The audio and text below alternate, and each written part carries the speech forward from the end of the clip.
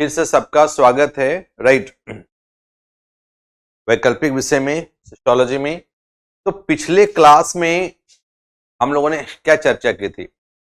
महिमा good morning. पिछले class में हम लोग, पंकज गुड मॉर्निंग, ममता गुड मॉर्निंग। पिछले क्लास में हम लोग सिलेबस के बारे में डिस्कशन किया था। राइट, सिलेबस हमारा क्या है, सिलेबस में कौन कौन से टॉपिक्स हमारे हैं जो बहुत इंपॉर्टेंट है और कौन कौन से टॉपिक हमारे लिए इंपॉर्टेंट नहीं है, मतलब सॉरी, कौन से टॉपिक ज्यादा इंपॉर्टेंट है, कहां से क्वेश्चन ज्यादा बनते हैं, कहां से थोड़ा कम बनते हैं, कैसे हम लोग को हैंडल करना है। जय हिंद सबको, जय हिंद सोनू, पंकज, अंकित। तो हम लोगों ने देखा था, तो आज मैंने बताया था कि जो सोशियोलॉजी का पहला चैप्टर है ना, पहला चैप्टर का पहला टॉपिक, पहला चैप्टर का, गुड मॉर्निंग सोनू, राहुल, गुंचा, सबको गुड मॉर्निंग। तो आवाज आ रही है अब? तो पहला चैप्टर का पहला टॉपिक, और पहला चैप्टर का पहला टॉपिक हम लोगों का जो है, अमन गुड मॉर्निंग, नमस्ते। तो पहला चैप्टर का पहला टॉपिक है, तो आप लिखते हैं, हम लोग बोर्ड पर देखते हैं, और टॉपिक का नाम है लाइक मॉडर्निटी। मॉडर्निटी फर्स्ट हमारा है modernity and social changes in Europe and emergence of sociology and emergence of sociology। यही है ना टॉपिक हमारा, इमरजेंस ऑफ सोशियोलॉजी। इसका मतलब हुआ कि यूरोप में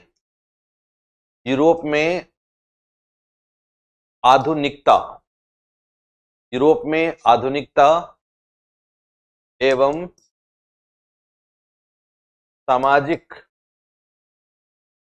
परिवर्तन और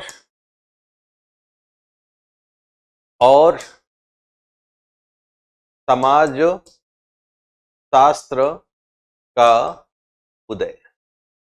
यही है ना टॉपिक हमारा, ये वाला। अब मैंने बोला था इस पर, हाँ, सबको, अमन, निकिता, सबको। तो ये हमारा है ना, ये हमारा है कि यूरोप में कैसे ये चीजें बढ़ी हैं। राइट, यूरोप में कैसे चीजें बढ़ी हैं। तो इसमें देखते हैं हम लोग कि यूरोप में आधुनिकता एवं सामाजिक परिवर्तन और समाजशास्त्र का उदय, ये हमारा टॉपिक है। मैं बोला था कि एक शॉर्ट नोट्स लगभग हर साल आ ही जाता है इससे, राइट, रिपीट हो ही जाता है इससे। राइट, तो 3-4 शब्द हैं, कीवर्ड को पकड़ना है हम लोगों को सबसे पहले, और वहां से देखते हैं। राइट, जैसे क्वेश्चन किस पर है कि समाज शास्त्र का उदय कैसे हुआ है। अब समाज शास्त्र के उदय में इसका योगदान, कि यूरोप में आधुनिकता कैसे विकसित हुआ और उससे सामाजिक परिवर्तन क्या हुआ, और फिर समाज शास्त्र का उदय कैसे होता है, ऐसे इसको देखना है। तो सबसे पहले, राइट, हाँ वही है, जब आप उदय की बात करते हैं तो आविर्भाव उसी को कहते हैं। ठीक है, एक ही बात है। तो जब हम बात करते हैं कि ये जो आधुनिकता वर्ड है, और एक वर्ड है सामाजिक परिवर्तन। तो सामाजिक परिवर्तन जहां कहीं पढ़ना होगा हम लोग पढ़ेंगे। सामाजिक परिवर्तन को आमतौर पर क्या बोलते हैं? सामाजिक परिवर्तन, तो परिवर्तन जिसको बदलाव बोलते हैं ना, बदलाव। तो सामाजिक परिवर्तन का मतलब समाज में जो बदलाव हो रहे हैं, समाज में जो बदलाव हो रहे हैं। और समाज में बदलाव कहां होता है, किस जगह पर होता है? तो समाज में बदलाव जो है, दो चीज पर देखेंगे। सामाजिक परिवर्तन का मतलब हुआ, यहां पर मतलब हुआ, जो भी बोर्ड वर्क करेंगे लिखते जाइएगा, का सामाजिक परिवर्तन का। अच्छा, आज हमने पीडीएफ दिया नहीं है, मैं पीडीएफ ना, मैं कल चैप्टर 1 का पीडीएफ लाके मैं कल दे दूंगा। ठीक है ना, आज मैं मेरे कपड़ा मैं दूसरा पहन के आया हूं, तो मेरा उसमें पेन ड्राइव उसी में रह गया। है, तो पीडीएफ लाके कल हम दे देंगे, ठीक है। चैप्टर 1 का पूरा पीडीएफ इसमें होगा, कैसे समाजशास्त्र का उदय हुआ है, स्कोप क्या है समाजशास्त्र का, ना समाजशास्त्र जो है उसमें अलग विषय जो अन्य विषयों के साथ क्या संबंध है, और समाजशास्त्र और जो कॉमन सेंस है ना, सामान्य ज्ञान, दोनों के साथ क्या संबंध है वो देखेंगे हम लोग, राइट और नॉट। तो ये वीडियो फंस रहा है, ऐसा तो नहीं होना चाहिए। देखिए आप थोड़ा देखिए, तो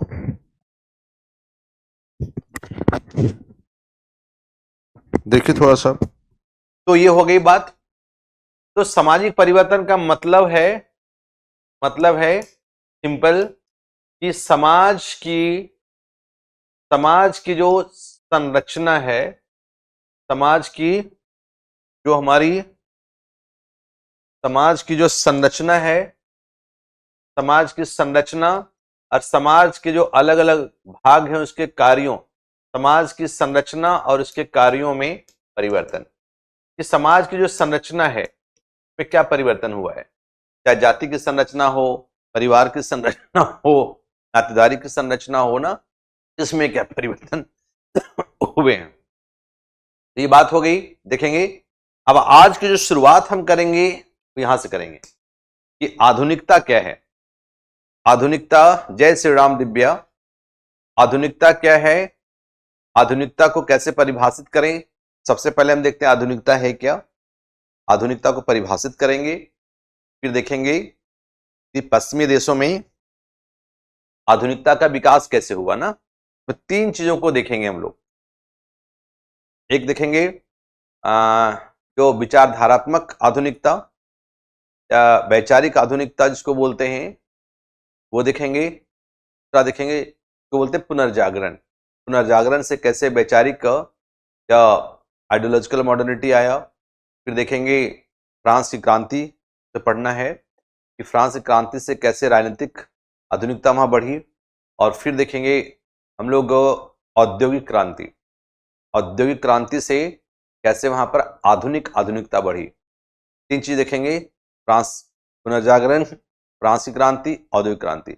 जब पुनर्जागरण देखेंगे उसी में हम बौद्धिक क्रांति के बारे में बात कर लेंगे, राइट। और जब हम बात करेंगे जो आर्थिक क्रांति की, औद्योगिक क्रांति की, तो उसी में वैज्ञानिक क्रांति की बात करेंगे। जो मैक्सिमम क्वेश्चन आप लोग देखिएगा पीवाईक्यूज में आता है, वो मैक्सिमम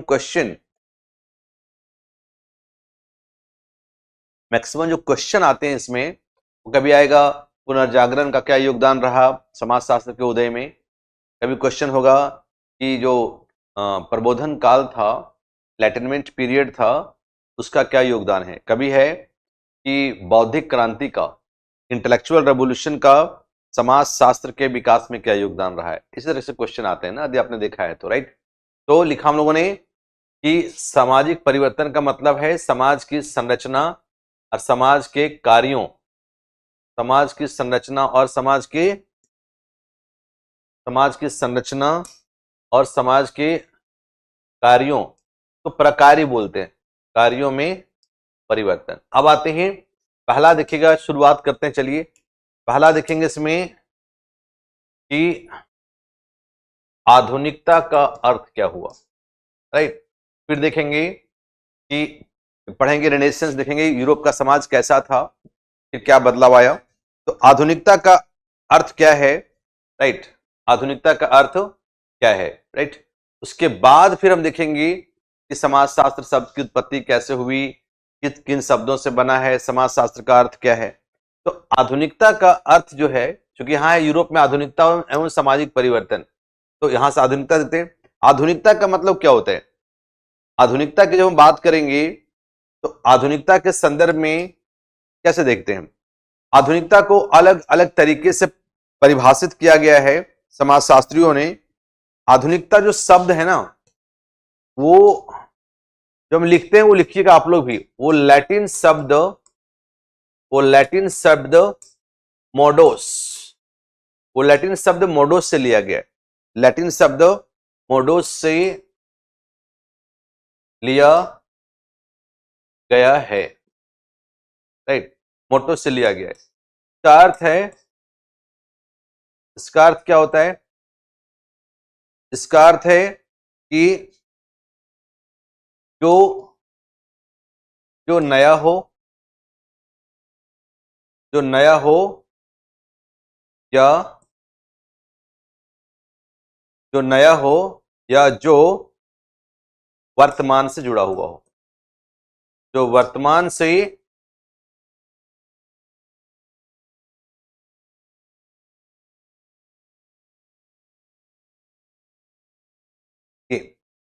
आधुनिकता शब्द, आधुनिकता शब्द, राइट, आधुनिकता शब्द, राइट, आधुनिकता शब्द कहां से लिया गया? मोडो शब्द से लिया गया है। इसका अर्थ है जो नया है और जो वर्तमान से संबंधित है। एक हो गया मीनिंग। इसका मतलब हुआ, आधुनिकता का मतलब हो गया दैट वे व्यवहार, वे व्यवहार, सोच या जीवन पद्धति, या जीवन पद्धति जो जो परंपरा से भिन्न हो, जो परंपरा से भिन्न हो और आधुनिक, आधुनिक मूल्यों पर आधारित हो। राइट, का मतलब, एक मतलब ये हुआ ना, एक मतलब इसका ये हुआ कि वे व्यवहार, वे सोच व वे जीवन पद्धति जो परंपरा से भिन्न हो, जो ट्रेडिशन से भिन्न हो। राइट, दिलखुश गुड मॉर्निंग, जो परंपरा से भिन्न हो और जो आधुनिक मूल्यों पर आधारित हो। एक मीनिंग इसका हुआ।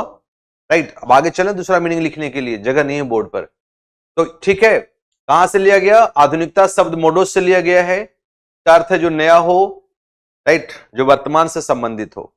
और आधुनिकता का मतलब वे व्यवहार, वे सोच, वे जीवन पद्धति जो परंपरा से भिन्न हो और आधुनिक मूल्यों पर आधारित हो। चलिए आगे चलते हैं फटाफट बिना लेट किए। फिर देखेंगे आधुनिकता का मतलब है कि आधुनिकता, आधुनिकता का अर्थ है कि इतिहास के किसी कालखंड में तेजी से सामाजिक परिवर्तन, तेजी से सामाजिक परिवर्तन जो पुनर्जागरण के बाद से शुरू होता है, जो पुनर्जागरण से शुरू होता है। राइट, यह देखेंगे पहला क्या हुआ कि आधुनिकता का अर्थ है कि इतिहास का किसी कालखंड में जहां तेजी से समाज में बहुत परिवर्तन हुआ हो। दूसरा है यह आधुनिक या आधुनिक होने की दशा को दर्शाता है। आधुनिकता आधुनिक होने की दशा को दर्शाता है, आधुनिक होने से जुड़ा होता है। और आधुनिक का अर्थ होता है जो वर्तमान से जुड़ा हुआ हो, जो वर्तमान समय में चल रहा हो ना। और यह जो चेंज है आधुनिक को दर्शाता है, और यह चेंज जो है, यह परिवर्तन है लोगों के रहन सहन, खान पान, वेशभूषा ना, इन सभी चीजों में जो परिवर्तन हुआ है, रहन सहन, खान पान, वेशभूषा, इन सभी चीजों में परिवर्तन हुआ है। एक नाम सुना होगा आप लोगों ने इंडिया के संदर्भ में, वाई सिंह। हम लोग यहां ना योगेंद्र सिंह नहीं लिखेंगे बार बार, वाई सिंह से ही काम चला लेंगे, वाई सिंह ही लिखते हैं लोग। राइट, हाँ, तो अभी देखेंगे वाई सिंह की बात करेंगे हम, योगेंद्र सिंह। तो योगेंद्र सिंह कहते हैं कि राइट, आधुनिकता का अर्थ है, आधुनिकता का अर्थ है, आधुनिकता का अर्थ है कि मुद्दों के प्रति तार्किक मुद्दों के प्रति तार्किक दृष्टिकोण, मुद्दों के प्रति तार्किक दृष्टिकोण और और और और मुद्दों के प्रति तार्किक दृष्टिकोण और सार्वभौमिक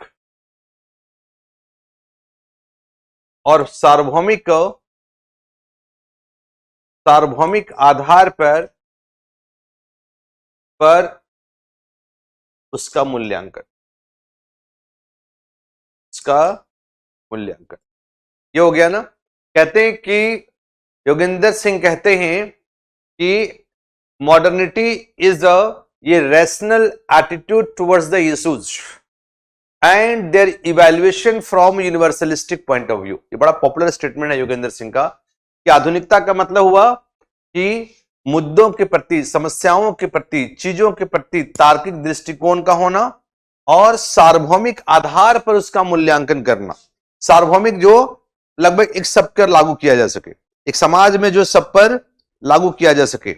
ओके, और इसलिए इसी को आगे लिख रहे हैं, अतः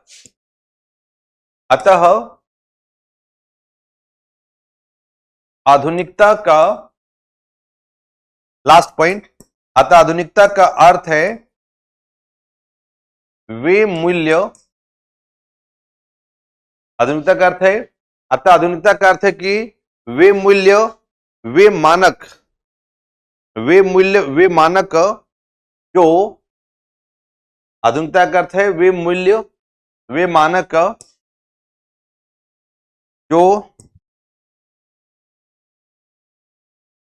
जो सार्वभौमिक, क्या लिखेंगे, वे मूल्य मानक जो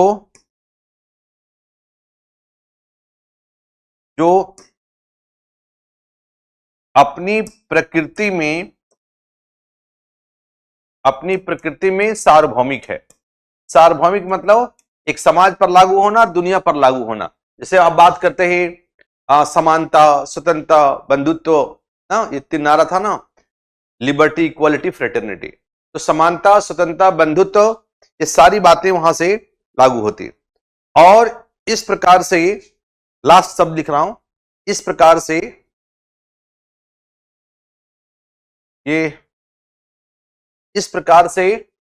यहां से ऊपर जा रहे हैं, ठीक है ना, देखिए यहां से ऊपर जा रहे हैं, कंफ्यूजन नहीं होना चाहिए, इसी का पार्ट है ये। इस प्रकार से यह आधुनिकीकरण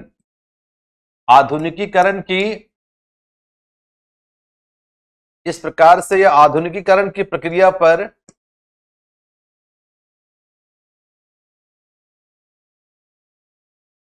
क्या है, इस प्रकार से यह आधुनिकीकरण की प्रक्रिया पर आधारित है, इसके अंतर्गत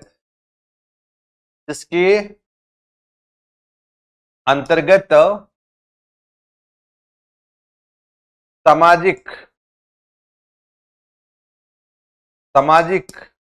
इसके अंतर्गत सामाजिक, आर्थिक, राजनीतिक और सांस्कृतिक क्षेत्रों में संरचनात्मक परिवर्तन होता है, और परिवर्तन होता है। हो गया, बहुत हो गया। आधुनिकता का मतलब शब्द समझ में आ रही है, अब कुछ विशेषताओं को देखेंगे हम लोग। आधुनिकता का अर्थ हुआ ये कि आधुनिकता का अर्थ है कि वे मूल्य और मानक जो अपनी प्रकृति में सार्वभौमिक हो, राइट। और इस प्रकार से आधुनिकीकरण की प्रक्रिया पर आधारित है, इसके अंतर्गत सामाजिक, आर्थिक, राजनीतिक और सांस्कृतिक क्षेत्रों में संरचनात्मक परिवर्तन होता है। वह समाज का, राइट, ठीक है, वह समाज का, राइट, वह ठीक है, ओके ओके सरस्वती, ठीक है। तो समाज का, वह समाज का परंपरागत समाज का, परंपरागत समाज सामाजिक मूल्यों, आर्थिक मूल्यों, सांस्कृतिक मूल्यों का जब वो आधुनिक मूल्यों की ओर परिवर्तन होता है तो उसे हम आधुनिकता के संदर्भ में देखते हैं, राइट। अब ये बात हो गई। अब आधुनिकता की कुछ विशेषताएं हैं, जैसे कि, राइट, आधुनिकता की कुछ विशेषताएं हैं, राइट। आधुनिकता की विशेषताएं, क्या विशेषताएं हैं? आधुनिकता की विशेषताएं, क्या विशेषताएं आधुनिकता की? आधुनिकता की विशेषताएं देखिए, अभी तो मैं लिख रहा हूं ना, क्योंकि मेरी पढ़ाने का तरीका थोड़ा ये होता है, आपसे बातें करना और बोर्ड पर सारी बातें लिखना, पीडीएफ देना। एक तरीका ये भी करता हूं, जो चैप्टर बहुत बड़ा मान ले कभी होता है, बहुत चीजें पढ़नी होता है उसमें, तो हम लोग आराम से, जब पीडीएफ तो होता ही आपके सामने, उसका पीपीटी हम पहले पहुंचा देते हैं और फिर पीपीटी को देखकर हम लोग कर लेते हैं, राइट। लेकिन पीपीटी वगैरह कहीं कहीं पर यूज करते हैं, सब जगह पीपीटी से पढ़ेंगे तो फिर बोर्ड वर्क का क्या मतलब होता है? पढ़ाई का मतलब बोर्ड वर्क होता है, मैं जहां तक समझ पाता हूं, लिखना पढ़ना। अच्छा, ऑनलाइन में लिखाने में होता क्या है कि मुझे हमेशा एक संदेह होता है कि मैं बता रहा हूं आपको, कितने लोगों ने लिखा है, कितने लोगों का छूट गया। सामने होते हैं ना तो लगता है कि हम लोगों ने लिख लिया, अब मैं बोलता जाऊंगा वो लोगों का छूटता चला जाएगा, तो फिर आपको बड़ा बोरिंग लगेगा क्लास, लगेगा यार मेरा तो छूट जा रहा है, यार मेरा छूट जा रहा है, और मुझे लगेगा कि यार पता नहीं उन लोगों ने लिखा है कि नहीं लिखा है, एक ही बात को 20 बार रिपीट करता रहूंगा, राइट। तो इसका अच्छा तरीका ये होता है कि पहले पीडीएफ दीजिए, बच्चों के पास पहले पीडीएफ पहुंच जाए, बाद में नहीं, पहले, और आप बोलते रहिए, बात करते रहिए और बोर्ड वर्क करते रहिए। बहुत लोग कहते हैं पीडीएफ दे दिया, क्लास में समझा दिया, तो वो भी ठीक है, लेकिन मैं पीडीएफ देता हूँ, क्लास का भी कुछ होता है ना, यदि पीडीएफ ही पढ़ना है, क्लास ज्वाइन करने का क्या मतलब है? तो पीडीएफ तो है ही, साथ में उसको पढ़ना है, क्लास में समझना है, जानना है, जहाँ दिक्कत हो ना वहाँ क्वेश्चन पढ़ना है, समझना है, वहाँ क्वेश्चन भी देखना है ना, वहाँ क्वेश्चन को भी देखना है ना, इस तरह करके हम चीज़ों को देखेंगे, ठीक है, ये काम करेंगे।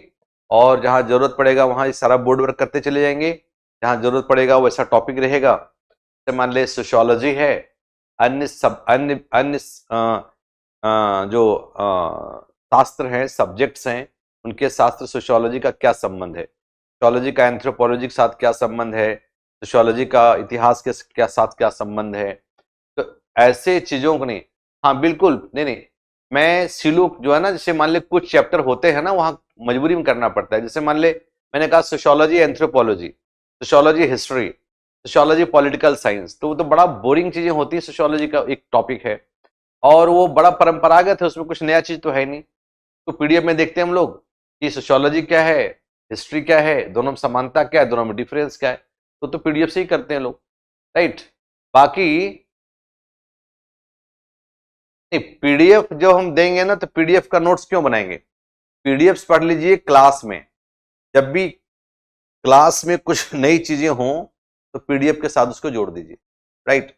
या पीडीएफ जो लेते हैं, जो आप नोट्स बनाते हैं ना, अभी जो आप लिख रहे होते हैं, तो उसमें हम लोग ने एक एक बच्चे अपना नोट्स बनाते हैं, मान ले हुआ घर में कुछ पीडीएफ पढ़ लिया और कुछ ये कर लिया, तो आम तौर पर अच्छी बात यह है, यदि नोट्स आपका अपना बना हुआ हो तो फिर ना थोड़ा देखिए मेहनत वाला काम है शुरू शुरू में, नोट्स यदि आपका अपना बना हुआ हो ना, हर एक बार नोट्स बन जाए, तो सोशियोलॉजी में केवल सेकंड पेपर में तो कुछ चेंज होता है थोड़ा सा, फर्स्ट में बहुत ज्यादा कुछ होता नहीं है। अपना नोट्स का पढ़ने का मजा ना अपना होता है, आप लोग मानते हैं सब इस बात को? तो मान ले हमने हमने मान ले लिखवा दिया सारा, अब इसी को आप बेस बना लेंगे, कुछ नई चीजें हो सकता है मिल जाए आपको, पीडीएफ को ही अपने बेस बना दिया, राइट, पीडीएफ को। तो भाषा आपकी अपनी होनी चाहिए, अपनी भाषा में आप ज्यादा सहज महसूस करते हैं, राइट और नॉट? तो आजकल हो क्या रहा है, देखिए सच सच बता रहा हूं, मैं बहुत ईमानदारी से पढ़ाऊंगा आपको, क्योंकि आपका कैरियर है, आप मुझ पर भरोसा करते हैं, तो मैं बेवजह का आपको डार्क में, अंधेरे में नहीं रखूंगा, इतना भरोसा मुझ पर आप कर सकते हैं, और कुछ करें या ना करें, राइट। तो मैं ये कहूंगा कि आजकल देखिए होता है क्या ना, बहुत सारा जो इंग्लिश मीडियम का जो किताबें हैं, राइट। तो जो इंग्लिश मीडियम की जो किताबें हैं, तो उस इंग्लिश मीडियम की, वो जो इंग्लिश मीडियम किताबें हमारी है, उस इंग्लिश मीडियम की किताबों में, राइट, उस इंग्लिश मीडियम का, हाँ, बुक का ना लिख दीजिएगा, क्या बोल रहे हैं पता नहीं। इंग्लिश मीडियम की जो किताबें हैं, अब मान ले बहुत सारा उसका ट्रांसलेशन आजकल हो रहा है, पता है, जो ट्रांसलेशन आजकल आ रहे हैं मार्केट में, वो गूगल ट्रांसलेशन आ रहे हैं। हम लोग भी कभी कभी यूज कर लेते हैं, आप भी यूज करते हैं, लेकिन कभी कभी गूगल का ट्रांसलेशन इतना प्यारा होता है, इतना प्यारा होता है, बताऊं आपको कितना प्यारा होता है। दुख यही है ना, हिंदी मीडियम कुछ यही दुख है कि जो इंग्लिश मीडियम किताबें जो ट्रांसलेट होती हैं, लोग गूगल ट्रांसलेट करते हैं, तो देखना पड़ता है। जैसे मान ली था कि सोशियोलॉजी सब्जेक्ट आप लेना चाहते हैं, तो सोशियोलॉजी में आपका इंग्लिश में लिखा हुआ था कि सोशियोलॉजी में आपका मिनिमम इंटरेस्ट हो, मिनिमम सोशियोलॉजी में आपको क्या हो, मिनिमम इंटरेस्ट। अब हिंदी ट्रांसलेशन क्या किया पता है गूगल ने, क्या कहोगे बताओ, इसमें है कि सोशियोलॉजी आप लेना चाहते हैं तो सोशियोलॉजी में आपका न्यूनतम ब्याज हो। वाह रे वाह, क्या बात है, सच में लिखा हुआ था कि सोशियोलॉजी आप लेना चाहते हैं तो मिनिमम ब्याज इसमें आपका होना चाहिए। अब बताइए कि मिनिमम इंटरेस्ट हो तो मिनिमम ब्याज होना चाहिए, ये ट्रांसलेशन है गूगल का। तो अब मिनिमम ब्याज लिखेंगे तो सर ही फट जाएगा, राइट, सर ही फटेगा कि नहीं फटेगा आपका, यही दिक्कत होती है। मैं जो बात साफ साफ कह रहा हूं, एकदम खुल्लम खुल्ला कह रहा हूं। तो अपना नोट्स बना सकते हैं तो बनाइए, ब्रीफ नोट्स बना लीजिए ना। कोई टॉपिक में कहा आधुनिकता डिफाइन कर दिया, फीचर्स क्या डिफाइन कर दिया, आधुनिकता कैसे आई यूरोप में वो बता दिया। तो हर एक जो हेडिंग होगा ना, शीर्षक, उसको डिफाइन कर दीजिए, उसके मूल फीचर्स को, मूल तत्व को उसको लिख दीजिए, ताकि आपको कम समय में आप उसको अच्छे से पढ़ ले सके। अब बहुत अच्छा होगा, बहुत अच्छा, राइट। हाँ, स्ट्रक्चरल चेंजेस हुआ है, संरचनात्मक। तो आते हैं अब आधुनिकता की विशेषताएं क्या है। तो आधुनिकता मीनिंग क्लियर हो गया कि आधुनिकता का मतलब होता है कि यूरोपीय समाज में इतिहास के खास समय काल में, कालखंड में जो सामाजिक सांस्कृतिक जो संरचनात्मक परिवर्तन हुए, जिससे परंपरागत यूरोपीय समाज का आधुनिक समाज की ओर परिवर्तन की प्रक्रिया को आधुनिकता कहते हैं, राइट। अब इसी में देखेंगे, हम लोग देखेंगे क्या क्या हुआ, आधुनिकता की विशेषताएं क्या होता है। सबसे पहले यह परंपरा, लाइक परंपरा में परिवर्तन। आधुनिकता जब आता है तो पहला है परंपरा में परिवर्तन। कैसे होता है, अंग्रेजी में लिखते हैं कि क्वेश्चंस ट्रेडिशन, क्वेश्चंस ट्रेडिशन। आधुनिकता जो यूरोप में आया तो सबसे पहले लोगों ने क्या किया, यूरोप का समाज मध्यकालीन समाज था, यूरोप का समाज जकड़ा हुआ समाज था, अंधविश्वास था, ठहरी हुई समाज थी, डार्क एज कहलाता था, सामंतवादी व्यवस्था थी, चर्च का बहुत प्रभाव था, निरक्षरता थी, शोषण था, अंधविश्वास था। तब जब पुनर्जागरण की शुरुआत होती है ना, इन सभी चीजों को लोग ने क्वेश्चन करना शुरू किया। इसलिए modernity developed by questioning traditions. हाँ, इग्नू का मैं बता दूंगा, इग्नू का ना एमए का मटेरियल आप लोग मत खरीदिएगा अभी।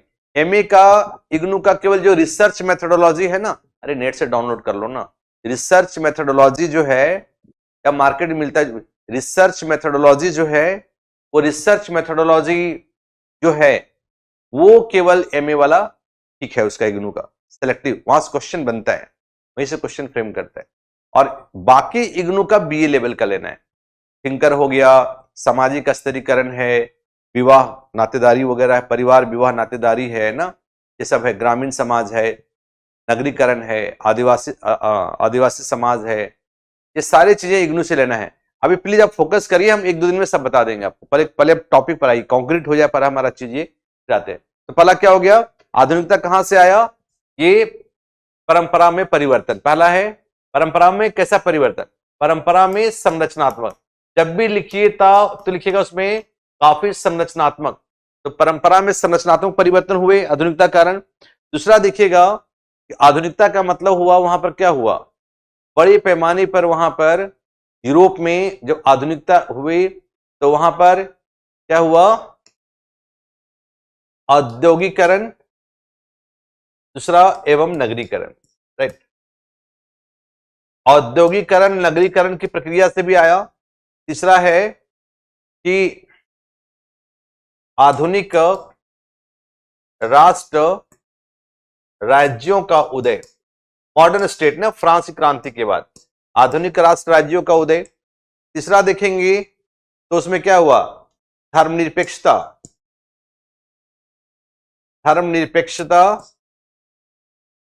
प्लस धर्मनिरपेक्षता,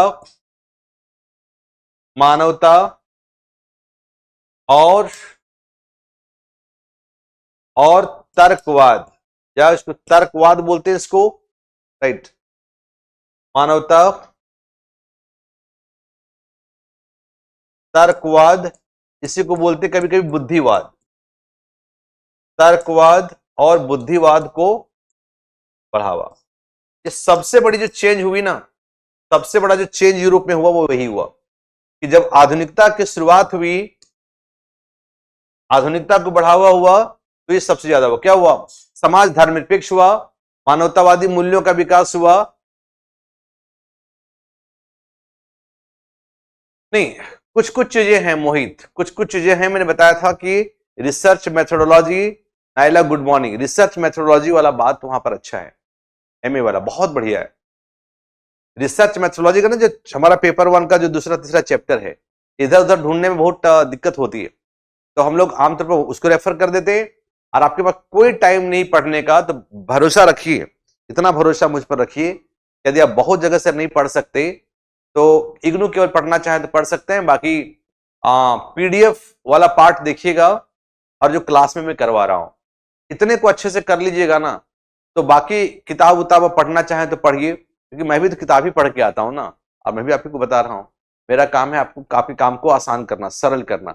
आप चाहिएगा तो थोड़ा करके नोट्स बना लीजिएगा अपना, बस यही कहूंगा बार बार कि नोट्स अपना, मैं ये नहीं बोल दूंगा कि मैंने जो लिखवा दिया पढ़ लो, तो आप कह ही सकते हैं आपको कि मेरा पीडीएफ सारा पढ़ लेना, क्लास में फोकस करो, कुछ करने की जरूरत नहीं। लेकिन ना, एक ही मटेरियल 2-3 जगह पर होता है ना, तो कंफ्यूज होता है दिमाग। जब आप पढ़ लेते हैं, पढ़ के बस नोट्स बना लीजिए, उसका ब्रीफ ब्रीफ बनाते चले जाइए, चले जाइए, चले जाइए, तो उसमें आपको क्या होगा, पढ़ाई भी हो जाएगी, रिविजन भी हो जाएगा, नोट्स भी बन जाएगा, और फिर कितना मजा आएगा ना, वो नोट्स परमानेंट आपका हो गया, बीच में जगह छोड़िएगा। जब नोट्स बनाइएगा तो क्या काम करिएगा, देखिए अब ये काम करिएगा आप लोग। ऐसा होता है ना, हमारा पेज A4 साइज वाला पेज ऐसा होता है कॉपी का, तो 2 काम करिएगा, या तो इधर वाला छोड़िएगा, मार्जिन छोड़ते ना, ये मार्जिन, ये 2 साइड मार्जिन छोड़ना है, और बस इसी में नोट्स बनाना है, इसी ये काम ये कर दीजिए। और यदि ये काम नहीं करना चाहते हैं तो एक दूसरा तरीका ये होता है, बहुत लोग नोट्स बनाते हैं, ये 4 साइज है, तो कॉपी के इतने भाग में हम लिखेंगे, इतना भाग खाली छोड़ते चले जाते हैं। जब कोई नई सूचना मिलता है, वैल्यू एडिशन करते हैं, तो यहां पर नई चीजों को जोड़ देते हैं, या तो यहां जोड़ देंगे, यहां जोड़ देंगे। एक बार नोट्स बन गया, कोई नई चीजें आई, यहां जोड़ दिया, यहां जोड़ दिया, तो हुआ क्या, उसमें आपका नोट्स बना रहेगा। अब बस केवल रिवीजन करेंगे, तो कम समय में अधिक से अधिक रिजल्ट, या कम समय में अधिक से अधिक इसमें होंगे। हाँ बिल्कुल, शॉर्ट नोट्स ही अपना बनाया हुआ काम आता है, पूरी ईमानदारी से कह रहा हूं, मैं झूठ बोल के आपको धोखा में नहीं रखूंगा, क्योंकि आपका कैरियर आपके लिए बहुत महत्वपूर्ण है, राइट। तो हो गया ना, धर्मनिरपेक्षता, मानवतावाद, तर्कवाद और बुद्धिवाद को बड़े पैमाने पर, वहां के देखिएगा धार्मिक समाज था, चर्च था, तो धर्मनिरपेक्षता का मतलब होता है राज्य का धर्म से अलग, राज्य को धर्म से अलग कर दिया गया, राइट। धर्म, राज्य के मामले में धर्म धर्म के मामले में राज्य तटस्थ रहेगा, राज्य की भूमिका नहीं रहेगी, एक बात हुई। तर्कवाद क्या हुआ, बुद्धिवाद, यहीं से बौद्धिक क्रांति के फलस्वरूप आया कि किसी चीजों को अंधविश्वासी रूप से मान लेने के बजाय हम उसको तर्क की कसौटी पर, विज्ञान की कसौटी पर ना, ज्ञान की कसौटी पर उसको कसना, देखना, समझना, और सही लगे तो उसको फॉलो करना, ये सबसे बड़ा था तर्कवाद, इसको बोलते हैं रैशनलिज्म। और फिर मानवतावाद पर जोर दिया गया कि मनुष्य ही सभी चीजों का केंद्र है, और मानवतावाद पर जोर दिया गया। इसके साथ साथ देखिएगा क्या हुआ एवं विज्ञान एवं प्रौद्योगिकी का विकास। आधुनिक सब विज्ञान और प्रौद्योगिकी यहीं पर लिखेंगे, जिसको बोलते हैं वैज्ञानिक क्रांति। वैज्ञानिक, तो वैज्ञानिक क्रांति आने से पढ़वाएंगे आगे, बताएंगे वैज्ञानिक क्रांति आने से पूरा यूरोप में क्या हुआ, तर्कवाद को बढ़ावा मिला। वैज्ञानिक क्रांति के फलस्वरूप बहुत से परंपरागत मूल्य विचार थे जो समय के सामंती और जो समाज था, चर्च पर आधारित जो ज्ञान थे, टूट गए। जैसे एक कॉमन बात देखते हैं आप लोग कि चर्च में लोग कहा करते थे ना पहले कि पृथ्वी ही केंद्र है और सब कुछ पृथ्वी के आसपास घूमती है, वो चर्च के लोग कहा करते थे। जब कोपरनिकस ने देखा, कहा ना ना ना ना, और गैलीलियो ने देखा दूरबीन से, कहा ना, पृथ्वी केंद्र नहीं है, सूर्य केंद्र है, और सारे ग्रह नक्षत्र सूर्य के आसपास घूम रहे होते हैं। चर्च के लोगों को ये भरोसा नहीं हुआ, चर्च के लोगों ने बहुत पिटाई की लोगों की, लेकिन आज हम मानते हैं। इसके साथ साथ क्या हुआ, जो अगला देखेंगे क्या हुआ, अगला पॉजिटिव पॉइंट देखेंगे इसमें विशेषताओं में, तो क्या हुआ, पूंजीवाद। पूंजीवाद का उदय। पूंजीवाद समझते हैं क्या होता है, पूंजीवाद कैसी व्यवस्था होती है, पढ़ाएंगे आगे पूंजीवाद क्या होता है, पढ़ना है हम लोग को। पूंजीवाद प्लस पूंजीवाद के साथ साथ क्या हुआ, आशावाद। आशावाद का विकास, का उदय, इसको बोलते ऑप्टिमिज्म। अंग्रेजी में क्या बोलते हैं, ऑप्टिमिज्म। जो सबसे बड़ी बात थी वो अंधकार युग था। 5वीं शताब्दी से लेकर 14वीं शताब्दी तक यूरोप एक अंधकार युग में था, और उस अंधकार युग में होने के कारण लगता था सब कुछ भगवान जनित है, ईश्वर जनित ही सब कुछ है। जीवन निराशा से भरी हुई थी, परंपरा से भरी हुई थी, अंधविश्वास से भरा हुआ था। पूंजीवाद आया, एक आशावाद। आशावाद मतलब परिवर्तन और विकास की नई किरण, कि मनुष्य के अंदर वो मनुष्य ही केंद्र में है, मनुष्य के अंदर वो ताकत है, वो क्षमता है, संपूर्ण ब्रह्मांड को बदल सकता है। और ये जो उम्मीद और आशा है ना, इसी ने बड़े पैमाने पर यूरोप में स्ट्रक्चरल चेंज हुए, वैज्ञानिक क्रांति हुई, विज्ञान का विकास हुआ, टेक्नोलॉजी का विकास हुआ, अंतरराष्ट्रीय व्यापार के विकास हुए, ये सारी चीजें उसमें हुआ। इसके साथ साथ दिखेगा जो दूसरा है, बहुत सारे थिंकर्स ने भी बहुत सारी बातें कही हैं, वो अभी बात नहीं करेंगे, कहीं और पर करेंगे। इसके साथ साथ देखेंगे जो सबसे बड़ा है कि जो है नए विचारों का जन्म, या नए विचारों एवं मूल्यों को बढ़ावा, ये बड़ी बात थी, मूल्यों को बढ़ावा। आधुनिकता ने क्या किया, नए विचारों और नए मूल्यों, और वो नए विचार क्या थी, तो आपको याद होगा यूरोप वाला कि स्वतंत्रता, समानता और बंधुत्व। तो स्वतंत्रता, समानता और बंधुत्व के विचार को, ये कहां से आया था, यह आया था फ्रांस की क्रांति। अब लोग पढ़ेंगे फ्रांस की क्रांति है, फ्रांस की क्रांति से स्वतंत्रता, समानता, बंधुत्व, इसी में देखिएगा और कुछ आइडिया आई, न्याय ना, ये सारी बातें वहां से आई, जस्टिस। और इन विचारों ने बदल दिया सामंतवादी यूरोप के समाज को, बदल दिया, राइट, और सामाजिक विभेदीकरण को बढ़ावा दिया। एक लास्ट लिखेंगे, फिर क्या हुआ, इसके कारण देखिएगा यूरोप में क्या हुआ, भौगोलिक गतिशीलता। भौगोलिक गतिशीलता दोनों लिखेंगे, भौगोलिक एवं, नीचे लिख देता हूं, प्लीज लिख लीजिएगा, भौगोलिक एवं सामाजिक गतिशीलता। सामाजिक गतिशीलता, पहले समुद्र को लांघकर दूसरे देश में जाना धर्म के हिसाब से गलत माना जाता था।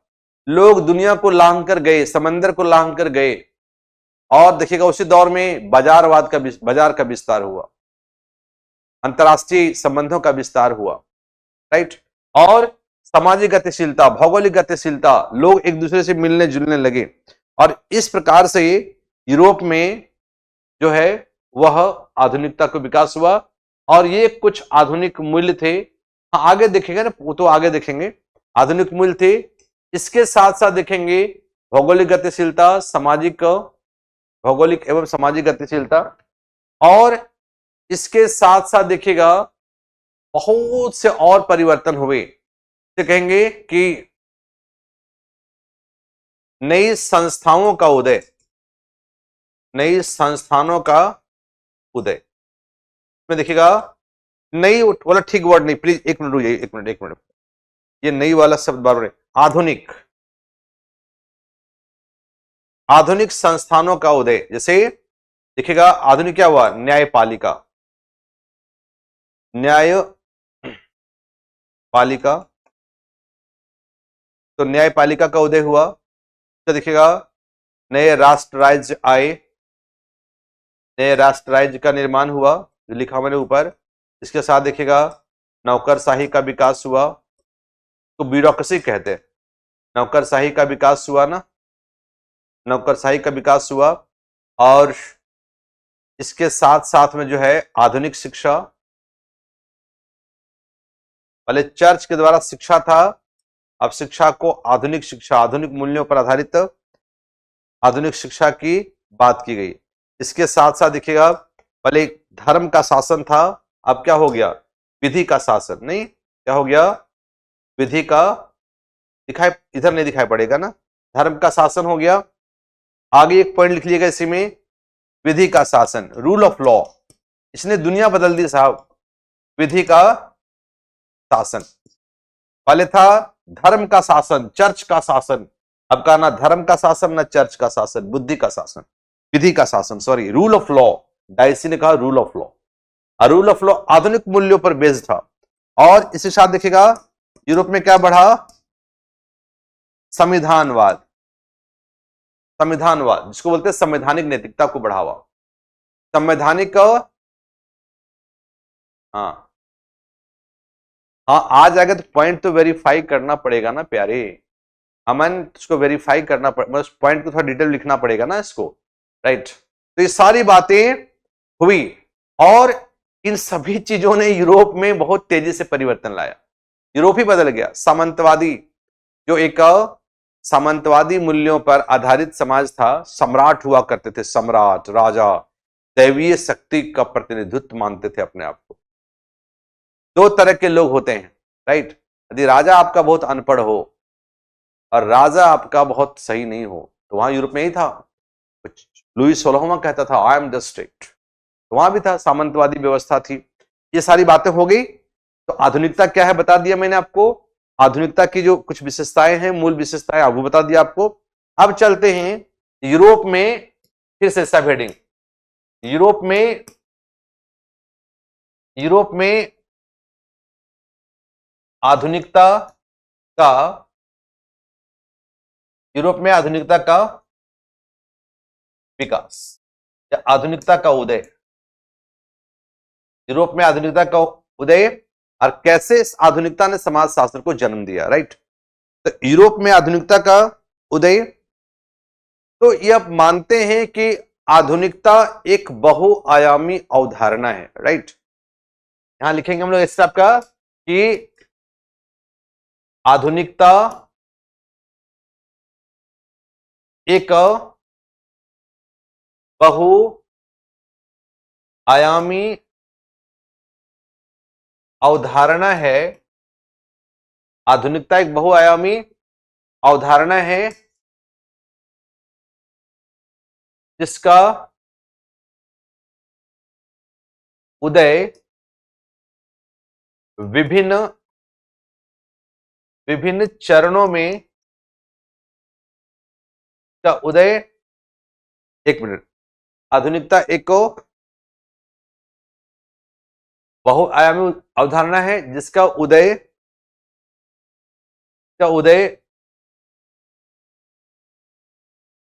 यूरोप में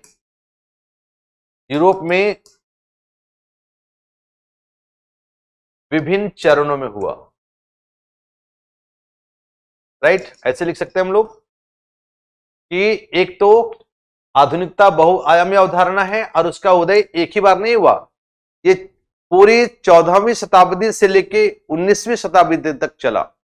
पहले पुनर्जागरण काल था, बाद में प्रबोधन काल आया 17वीं 18वीं शताब्दी में, लगभग 14वीं 17वीं शताब्दी तक पुनर्जागरण का काल रहा। इस पूरे कालखंड में ही आधुनिकता का धीरे धीरे उदय होता है, राइट। सिलेबस तो अपलोड हो गया है ज्योति, सिलेबस हाँ नहीं, ये डीयू के सिलेबस में दिया हुआ है सुमन, ठीक बात है, लेकिन हमें तो करना पड़ेगा ना, हमारा काम तो, मान लिया अब तो बाहर के नोट्स में दिए हैं, तो क्या करेंगे बताइए आप लोग, हमें तो पढ़ाना पड़ेगा ना, आप समझिए इस बात को। हाँ राइट, तो वो तो है ही, डीयू के सिलेबस में, डीयू का सिलेबस का भी बहुत टॉपिक हमारा यूपीएससी में काम आता है, पता है आपको, चूंकि डीयू का भी सिलेबस बहुत यूपीएससी से मिलता जुलता है, बहुत सारे जगहों पर देख रहा हूँ। ये कहते हैं कि जो लोग डीयू पढ़ाई कर लिए हैं, खासकर लॉ फैकल्टी हमारे लोग थे, कि जो डीयू से लॉ कर लिया उसका जुडिशरी में बड़े आसानी से कहीं पर सिलेक्शन हो जाता था, क्योंकि जुडिशरी का सिलेबस और डीयू का सिलेबस एक ही जैसा दिखता था बहुत सारी चीजों में ना। डीयू बहुत सारे बहुत अच्छे जो टॉपिक्स का सिलेक्शन है, ऐसे ही सब पढ़ेंगे आप लोग।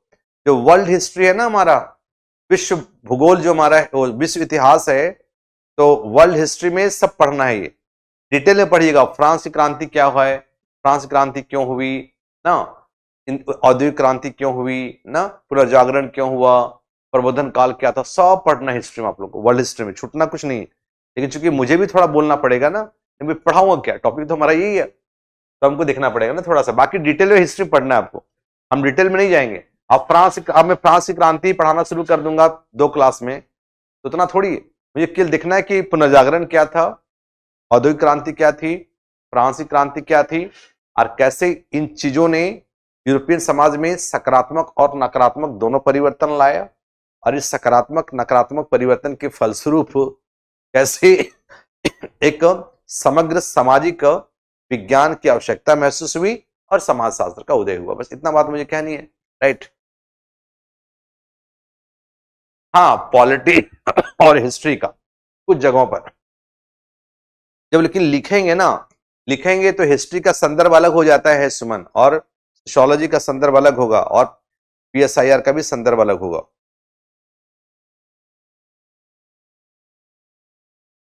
जैसे एक सर हैं इंग्लिश मीडियम में, वो भी डीयू जेएनयू से पीएचडी किए हैं, वो भी कहीं पढ़ाते हैं पीएसआईआर, हमारे अच्छे मित्र हैं। तो हमारी बात होती है ना, तो मैंने बोला सर मैं आज मैंने ये टॉपिक पढ़ाया, बोले यार जो मेरा पीएसआईआर का तुम वही पढ़ा रहे हो।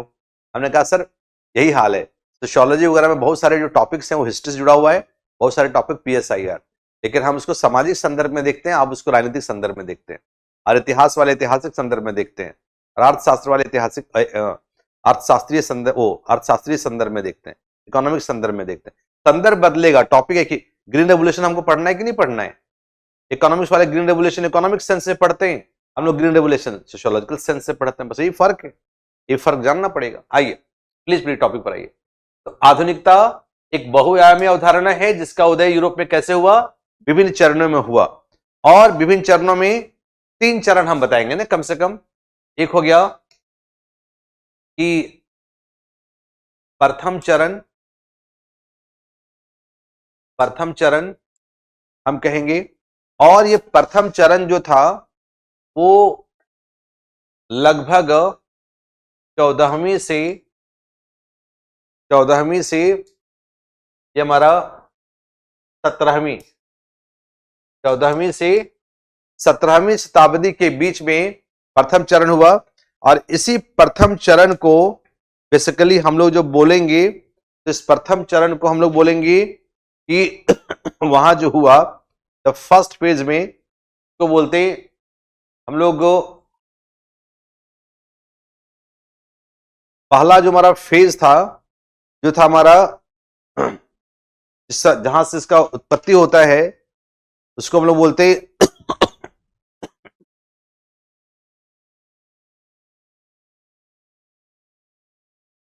जो पुनर्जागरण काल, इसको बोलते रेनेसेंस, अंग्रेजी बोलेंगे पीरियड ऑफ रेनेसेंस, इसी के बारे में थोड़ा पढ़ेंगे। तो पहला पुनर्जागरण काल में हमारा हुआ, इसका फर्स्ट फेज में जो विकास हुआ वो पुनर्जागरण काल था, राइट। और फिर इसके बाद देखिएगा पुनर्जागरण काल के बाद में पहला होता है। फिर दूसरा चरण देखेंगे 18वीं शताब्दी के आसपास में हुआ, लास्ट फेज में, को बोलते हैं हम लोग द्वितीय चरण में देखेंगे।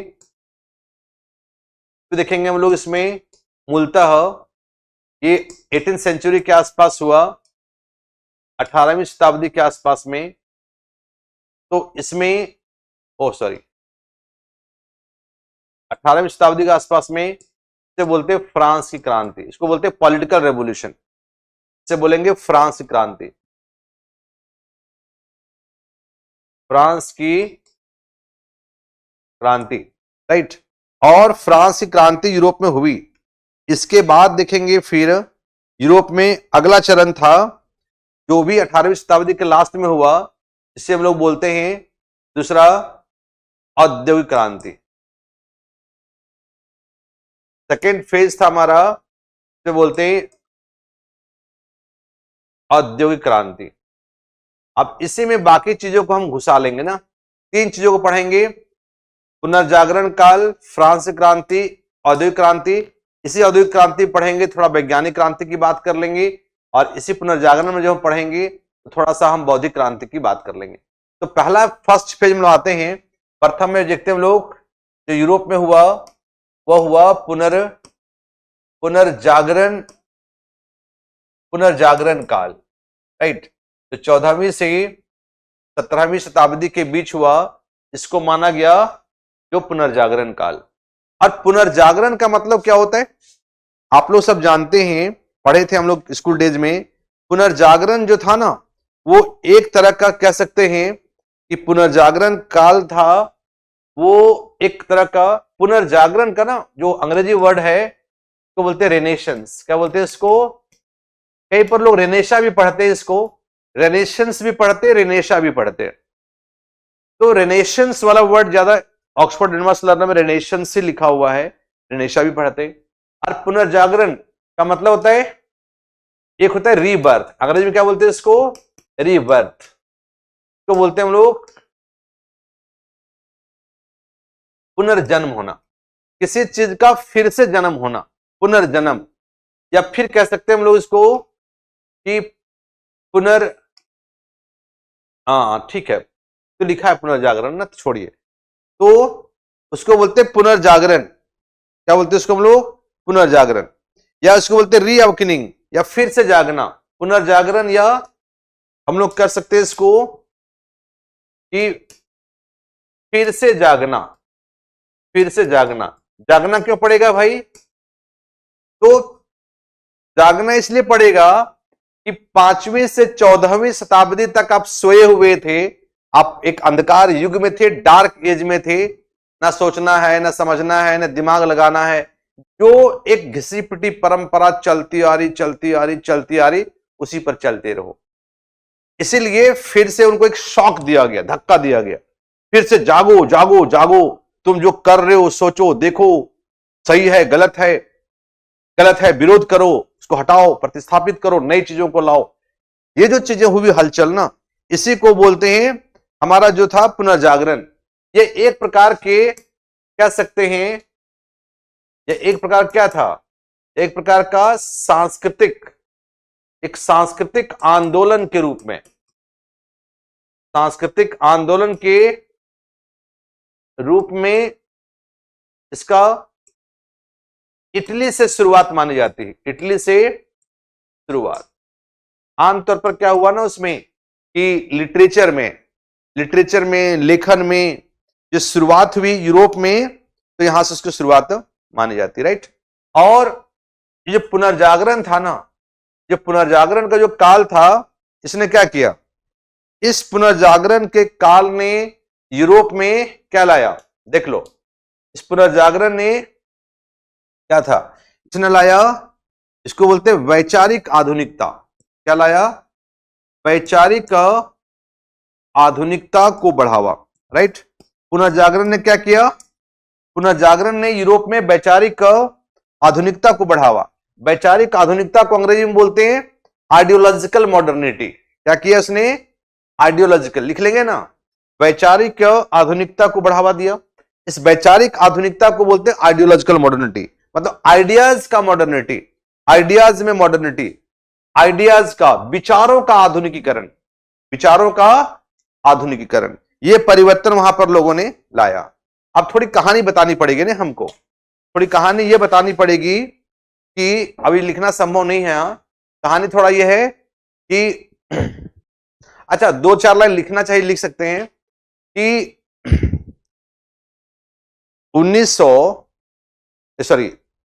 जो आपका 500 से 14वीं 5वीं से 14वीं शताब्दी तक यूरोप में एक अस्थायित्व था, समाज रुकी हुई थी, तो समाज रुका हुआ था और उसे अंधकार युग की संज्ञा दी गई, क्योंकि समाज सामंती था। समाज कैसा था? निरंकुश था।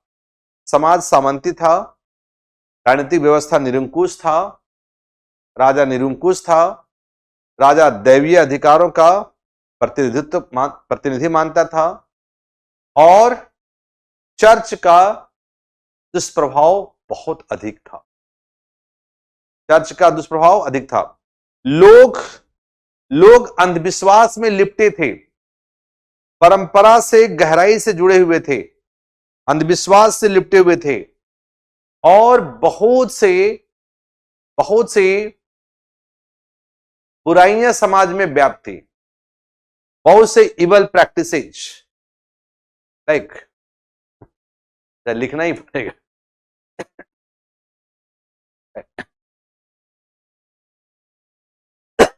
तो क्या हो गया आपका? समाज में बुराइयां बहुत थी, ठीक है, ओके फाइन। तो इसमें क्या था हमारा? वैचारिक आधुनिकता को बढ़ावा। इस फेज में देखिएगा कि 5वीं से 14वीं जो हमारी शताब्दी थी तक यूरोप कहां पर था? यूरोप अंधकार युग में था। यूरोप में क्या था? अंधकार युग। इसी को बोलते डार्क एज। यूरोप अंधकार युग में था, यूरोप में डार्क एज था। क्यों ऐसा था? क्योंकि आगे चलते थोड़ा सा, 5वीं से 14वीं शताब्दी तक यूरोप अंधकार युग में था। क्योंकि आगे चलें, क्योंकि लिख लिए होंगे होपफुली, क्योंकि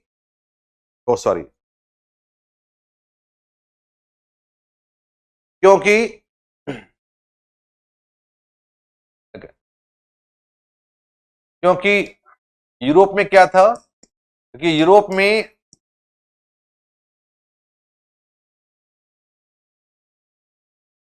सामाजिक जड़ता,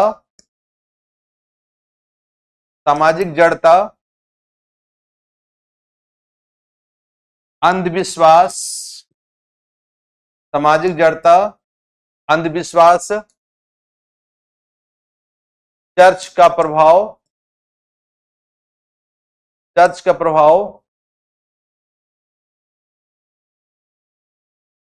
सामाजिक कुरीतियों के साथ, सामाजिक कुरीतियों के साथ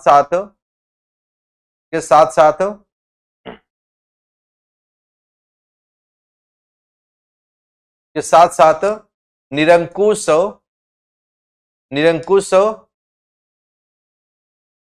शासन व्यवस्था का बोलबाला था। राइट, यही था यूरोप। मोटे तौर पर कहे तो यूरोप की हालत यह थी कि वहां पर यूरोप में सामाजिक जड़ता थी, अंधविश्वास था, चर्च का बहुत दुष्प्रभाव था, हर मामले में चर्च का दखल होता था, चर्च ही नैतिकता का निर्धारण करता था। और देखेंगे चर्च में भी क्या प्रॉब्लम थी, सामाजिक कुरीतियां थी और निरंकुश शासन का बोलबाला था, निरंकुश शासन का बोलबाला था। इसलिए समाज कैसा था?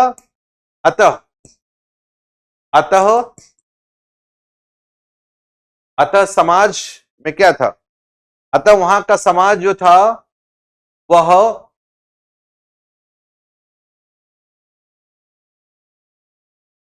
नाम सुना होगा दकियानुसी समाज। दकियानुसी था, दकियानुसी को बोलते समाज कंजर्वेटिव था, राइट, भाग्यवादी था समाज। दकियानुसी था, लोग भाग्यवादी थे, निरक्षरता था, निरक्षरता, लैंगिक असमानता, लैंगिक असमानता और लैंगिक असमानता के प्रति ईश्वर के प्रति अंधी श्रद्धा, ईश्वर के प्रति अंधी श्रद्धा थी। समाज ऐसे ही था यूरोप का। दकियानुसी समाज था, कंजर्वेटिव बोलते हैं उसको, समाज था, भाग्यवादी लोग थे, निरक्षरता का बोलबाला था, लैंगिक असमानता थी, ईश्वर के प्रति लोगों की अंधी श्रद्धा या अंधी विश्वास, राइट। ईश्वर के प्रति तार्किक होना, बौद्धिक होना ठीक बात है, लेकिन ईश्वर के नाम पर यदि कोई लोग कुछ कर दे, कुछ भी कह दे, चर्च कुछ भी कहता था ईश्वर के नाम पर, लोग मान लेते थे। जैसे भारत में देखते हैं ना, अभी बहुत सारे हमारे धार्मिक लोग हैं जो धर्म के आधार पर अपने दुकानदारी चलाते हैं। बहुत सारे लोग हैं ऐसे ही जिनको लोग भाई साहब कुछ भी मान लें कुछ भी मान लें। आप बता नहीं सकता, क्योंकि धर्म पर पब्लिकली बोलना बहुत मुश्किल है। धर्म एक ऐसा हथियार है जिस पर पब्लिकली लोग बोल नहीं सकते। आप जैसे धर्म पर तर्क करेंगे, लोग आपको धर्म विरोधी कह देंगे और पता नहीं क्या हो सकता है। तो यही हालत था।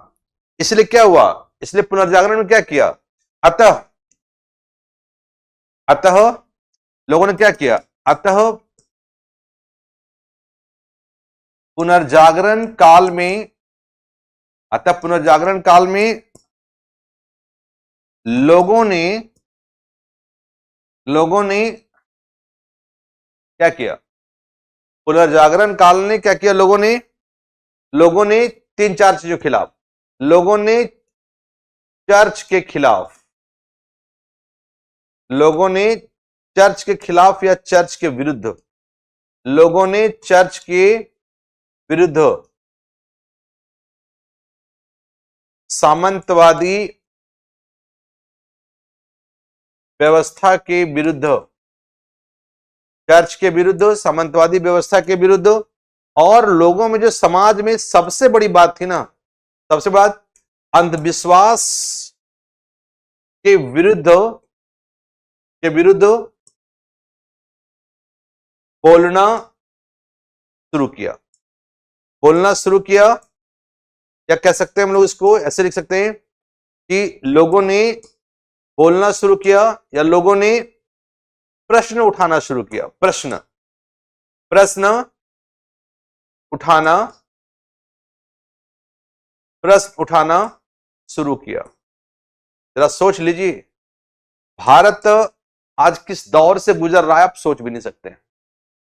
आज भारत की भी स्थिति ऐसे बन रही है कि हम बहुत चीजों पर सवाल खड़ा नहीं करेंगे। सवाल खड़ा करेंगे तो आपको ही लोग समाज विरोधी, देश विरोधी, धर्म विरोधी, पता नहीं क्या क्या आपको मान लेंगे। ये खतरा है भारत में भी, राइट। तो ये समाज क्या था कि जो चर्च कह दे वही ठीक है, जो राजा कह दे वही ठीक है। राजा की बात एक आज्ञा ही होता था, राजा जो कहे वही आज्ञा है, वही आदेश है, का पालन करना है। चर्च जो कहे वही सत्य है, चर्च नैतिकता की जो बात करे, सही गलत वही सत्य है, सवाल खड़ा नहीं करना है, बस फॉलो करना है। तो लोगों ने क्या किया पुनर्जागरण में, उनके अंदर एक पहले से छटपटाहट थी, पहले से अंदर बेचैनी थी। लोगों ने चर्च के विरुद्ध आवाज उठाना शुरू किया, चर्च के बहुत सारे विचारों पर लोगों ने सवाल खड़ा करना शुरू किया, उनकी बहुत मान्यताओं को लोग उसका खंडन करना शुरू किया, और सामंतवादी व्यवस्था के विरुद्ध आवाज उठाना शुरू किए, अंधविश्वास के विरुद्ध लोगों ने प्रश्न करना शुरू किया। ये सारी बातें हुई चर्च में। और बात क्या की, क्या मांग की लोगों ने, और इस पुनर्जागरण काल में लोगों ने जो मांग की वो क्या था लोगों ने जो मांग की, आगे चलते, थोड़ा सा जगह नहीं यहां पर, और लोगों ने क्या मांग की, और लोगों ने क्या मांगे? लोगों ने स्वतंत्रता,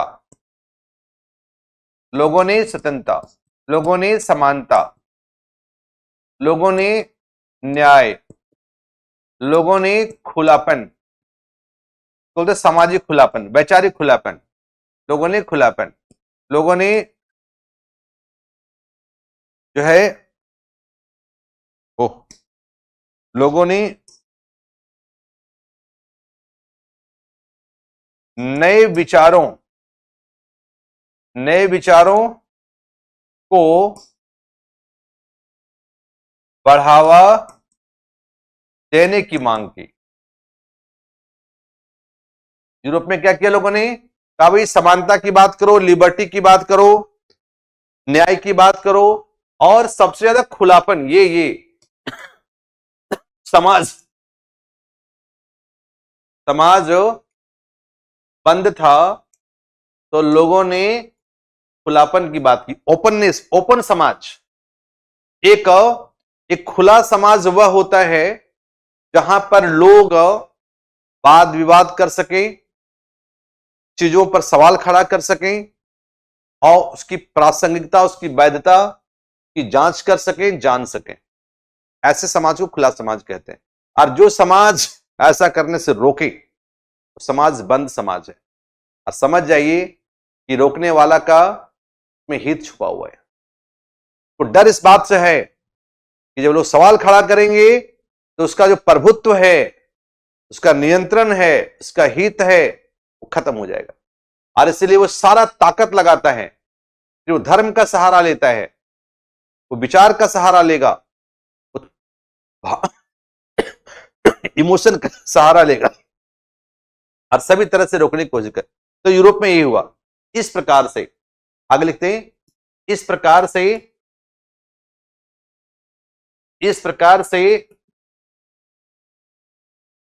पुनर्जागरण, इस प्रकार से पुनर्जागरण ने क्या किया? इस प्रकार से पुनर्जागरण ने नए विचारों को प्रोत्साहित किया। पुनर्जागरण ने नए विचारों को प्रोत्साहित किया, नए विचारों को जन्म दिया। जैसे कि, तो सबसे बड़ी बात देखिए, जैसे कि पुनर्जागरण ने क्या किया? जैसे कि सबसे पहले पुनर्जागरण ने क्या कहा? उसने कहा सबसे पहले, लाइक, पुनर्जागरण ने बुद्धिवाद को बोलते रैशनलिज्म। पुनर्जागरण का या पूरे यूरोप का, पूरे प्रबोधन काल में, पूरे इनलाइटनमेंट पीरियड में यूरोप की कोई दो सबसे बड़ी खोज या योगदान पुनर्जागरण का रहा, वो दो था। एक था बुद्धिवाद, तर्कवाद। तर्कवाद भी किताब में लिखते हैं, बुद्धिवाद भी लिखते हैं, जो लिखना चाहिएगा। बुद्धिवाद भी लिखिए, अब इसको तर्कवाद भी लिखिए ना। तर्कवाद, rationalism, logic, use of logic, तर्क का उपयोग करो, चीजों को जानने समझने के लिए, व्यवस्थित करने के लिए तर्क का सहारा लो। अंधविश्वासी मत बनो। चुपचाप किसी चीज को मान लेने के बजाय आप उस पर तर्क करो, बुद्धि करो, तो सोचो, समझो, जानो, सवाल खड़े करो, और तब लगे कि वो सही है, उसको मान लो। ये पूरी तरह से, ये जो इग्नू का मटेरियल है ना, इग्नू वाला मटेरियल है, आप इसको पढ़ना चाहिएगा। इस टॉपिक को मेरे क्लास का जो नोट्स है, जो क्लास में जो कर रहा हूं, इसके बाद कहीं से पढ़ना है, सिर्फ और सिर्फ ऑनलाइन सर्च करिए। ऑनलाइन में इग्नू में दिया हुआ है, कैसे modernity in Europe and rise of sociology, ये इग्नू में दिया हुआ है। बस इग्नू बीए वाला नेट पर सर्च कर दिया जाएगा, उसको डाउनलोड कर लीजिएगा। बस कहीं पढ़ना होगा तो डिटेल वही पढ़िए, और कहीं से नहीं। बहुत ज्यादा है, बहुत ज्यादा। उसी से सारे क्वेश्चन पकड़ में आ जाएंगे, आपको कहीं से कुछ पढ़ने की जरूरत नहीं उसके बाद।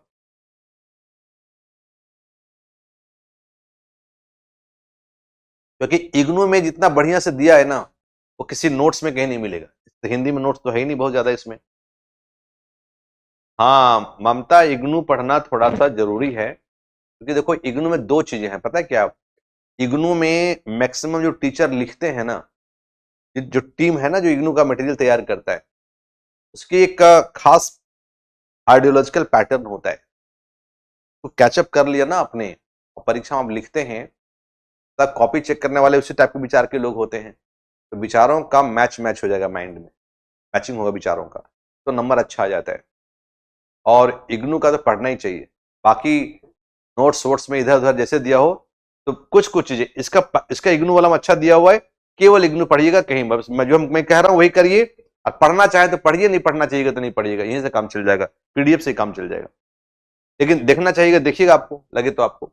तो तर्कवाद और बुद्धिवाद को बढ़ावा, सबसे जो फाइनेस्ट क्रिएशन था, सबसे बेहतर जो योगदान रहा पुनर्जागरण का। हाँ, नहीं बहुत ज्यादा नहीं है प्रिंस, बहुत ज्यादा एकेडमिक लैंग्वेज। इग्नू तो बड़ा, इग्नू तो ठीक है यार, इग्नू का लैंग्वेज तो सरल है, थोड़ा थोड़ा है। आप इग्नू के लैंग्वेज को एकेडमिक मानेंगे तो प्रिंस जी, जो सब्जेक्ट आप पढ़ते हैं ना, उस सब्जेक्ट की अपनी शब्दावली होता है। हर एक सब्जेक्ट का अपना शब्दावली होता है, मालूम है आपको। आप सोशियोलॉजी पढ़ेंगे तो यदि सोशियोलॉजी के शब्दावली में अपने आंसर को थोड़ा लिखेंगे ना, तो ज्यादा स्टैंडर्डाइजेशन होता है हमारा आंसर, ऐसा उम्मीद करते हैं, राइट और नॉट।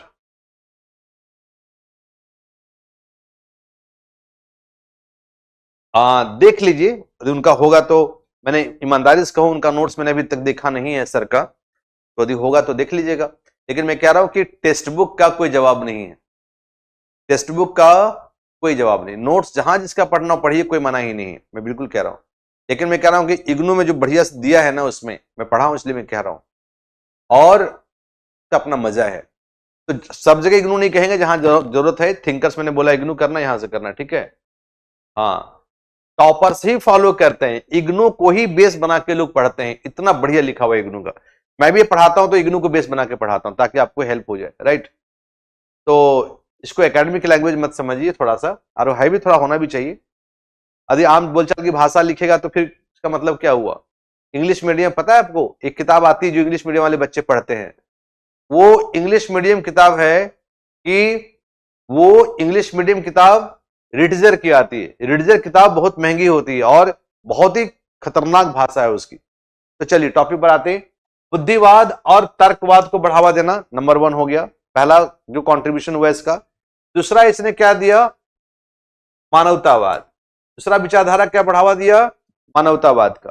तीसरा क्या इसमें आया, जो आया धर्मनिरपेक्षता। जो रेनेसांस ने बढ़ावा दिया चीजों को धीरे धीरे, वो धर्मनिरपेक्षता जैसे मूल्यों को बढ़ावा दिया थोड़ा सा।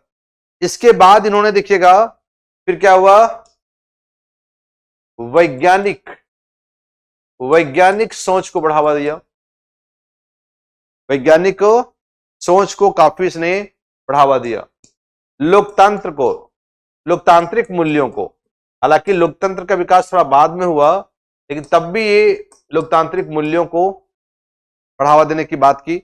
इसके साथ साथ देखिएगा जो सबसे बड़ी बात थी कि जब तार्किकता बढ़ेगी क्या होगा, अंधविश्वास को चुनौती। बहुत से अंधविश्वास समाज में था, तो चुनौती दी गई, उसकी खारिज किया गया, परंपरा पर सवाल खड़े किए गए, और इस प्रकार से देखिएगा तो यूरोप में बड़ी तेजी से। इसके साथ साथ में वहां पर क्या हुआ, सामाजिक विकास। पुनर्जागरण काल में फिर हुआ सामाजिक विकास। सामाजिक विकास में देखिएगा आमतौर पर क्या इसमें देखिएगा शहरीकरण की प्रक्रिया बढ़ी, राइट, और क्लासेज, शहरी सामाजिक विकास। इसमें देखिए थोड़ा सा आगे चल के, हालांकि ये इंडस्ट्रियल रेवोल्यूशन में लिखेंगे तो ये बातें हुई, राइट।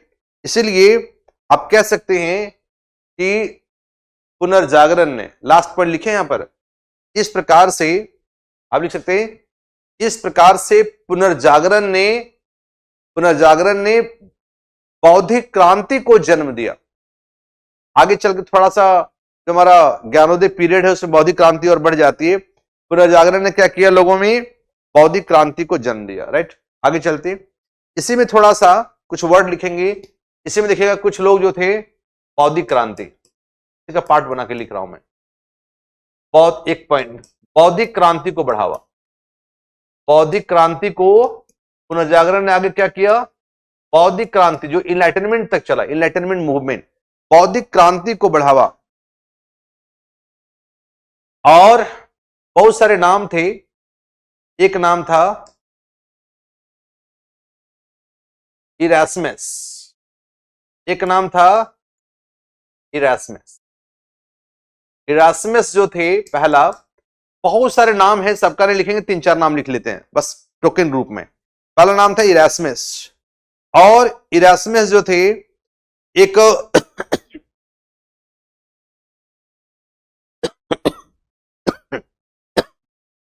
इन्होंने साइंटिफिक आइडियाज को डेवलप किया, राइट, इन्होंने साइंटिफिक आइडियाज को डेवलप किया, चर्च को इन्होंने बढ़ावा दिया, राइट। और इरास्मस के जो सबसे खतरनाक आइडिया था, एक किताब लिखा उन्होंने, द प्रेज ऑफ फुली, और उस प्रेज ऑफ फुली में इरास्मस ने कहा, एक्चुअली ये बहुत बड़े महात्मावादी थे, वो एक बड़े, सबसे बड़ी बात थे, ये कह सकते हैं महान मानवतावादी जिसने चर्च एवं धर्म पर सवाल खड़े किए।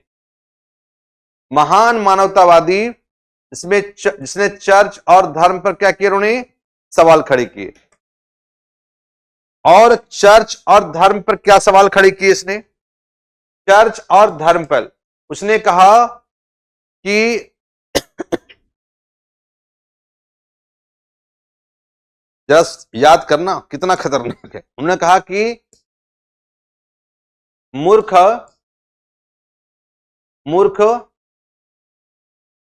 धर्म सिखाते हैं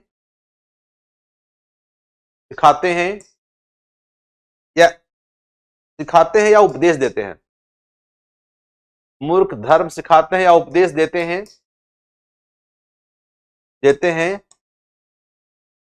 और महामूर्ख उसका पालन करते हैं। जरा सोचिए इस शब्द को, ये कितना खतरनाक है। इस संदर्भ में भारत में भी बोल देंगे ना, भारत अपने आप को आधुनिक राष्ट्र कहता है ना अभी, यदि भारत में ये बात बोल के देख लीजिए कि मूर्ख जो है वो उपदेश देते हैं धर्म और महामूर्ख उसका पालन करते हैं, तो ये जरा सा आप देख लीजिए, तो आपका देखिएगा कि कैसा मजा आएगा, राइट। ये कैसा मजा आएगा। तो सोचिए रहा कि ये कहते हैं मूर्ख उपदेश देते हैं, हाँ, और महामूर्ख इसका पालन करते हैं। महामूर्ख इसका पालन करते हैं, राइट। तो इरास्मस ने जो कहा कि मूर्ख उपदेश देते हैं और महामूर्ख इसका पालन करते हैं, इसने चर्च को हिला दिया, चर्च पर सवाल खड़ा किया, चर्च के पढ़ाने, बोलने, चर्च के उपदेश देने के तरीकों को हिला दिया। इसने चर्च के रहने वाले थे, बहुत महान मानवतावादी और चर्च विरोधी व्यक्ति था। पहला नाम आपने सुना होगा, एक नाम और सुना, बहुत सारे नाम है, किसका बता दूं। एक नाम है आपका, तो बोलते हैं थॉमस मूर ऐसे लिखते हैं, थॉमस मूर। तो थॉमस मूर ने भी एक किताब लिखा जो बड़ा इतिहास में फेमस हुआ, उसका नाम था यूटोपिया। एक किताब लिखा उसने, यूटोपिया मतलब होता है कल्पना करना, किसी चीज की काल्पनिक बातें करना। 1516 में किताब लिखा इन्होंने, यूटोपिया। और मालूम है थॉमस मूर भी एक बहुत बड़े महान मानवतावादी थे, और उसने ब्रिटेन के पॉलिटिकल, इनका पर्पस था कि ब्रिटिश के जो पॉलिटिकल सिस्टम है उन्होंने सवाल खड़ा किया, और ब्रिटिश की पॉलिटिकल सिस्टम, वहां की सरकार की क्रूरता पर सवाल खड़ा किया, और उन्होंने एक बात किया। लेकिन दो नाम जो सबसे मेन है, जिस पर मैं ज्यादा फोकस करना चाहता हूं, एक नाम सुना होगा आप लोगों ने, ये लोग सब लोग जानते हैं, सबको जानना चाहिए, और नहीं जानेंगे तो पढ़ेंगे आप लोग ना, तो सर पढ़ाएंगे आप लोगों को एथिक्स, जरूर बताएंगे। एक नाम था थॉमस हॉब्स, याद है आपको? थॉमस हॉब्स के बारे में बहुत सुना होगा आप लोगों ने। और थॉमस हॉब्स ने क्या बोला?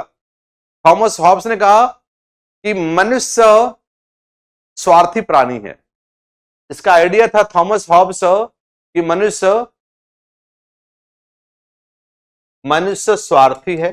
पहला बात बोला, मनुष्य स्वार्थी होता है जिसके कारण, मनुष्य स्वार्थी होता है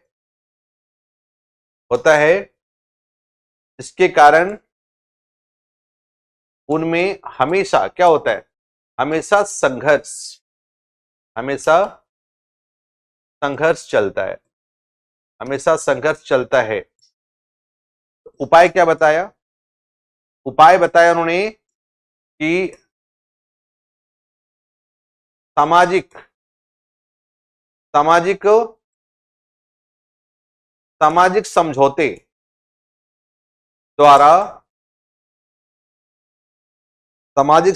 द्वारा राज्य का निर्माण। क्या बात है! अब पढ़िएगा हिस्ट्री वगैरह में, आप लोग सर पढ़ाएंगे आप लोगों को, बस इतना लिखना है हमको कि थॉमस हॉब्स साहब इतना बड़ा वो ज्ञानी पुरुष था ना, इतना साइकोलॉजी का ज्ञान था उस आदमी ने कहा कि प्राचीन काल में, पहले कहा मनुष्य स्वार्थी होता है, दूसरा कहा प्राचीन काल में मनुष्य झुंड में रहते थे, अकेले रहते थे, लड़ते थे, झगड़ते थे, उनका जीवन अकेलापन, तनाव, हिंसा से पीड़ित था, जीवन बहुत कमजोर था, मनुष्य अनिश्चितता की दुनिया में जीता था। धीरे धीरे मनुष्य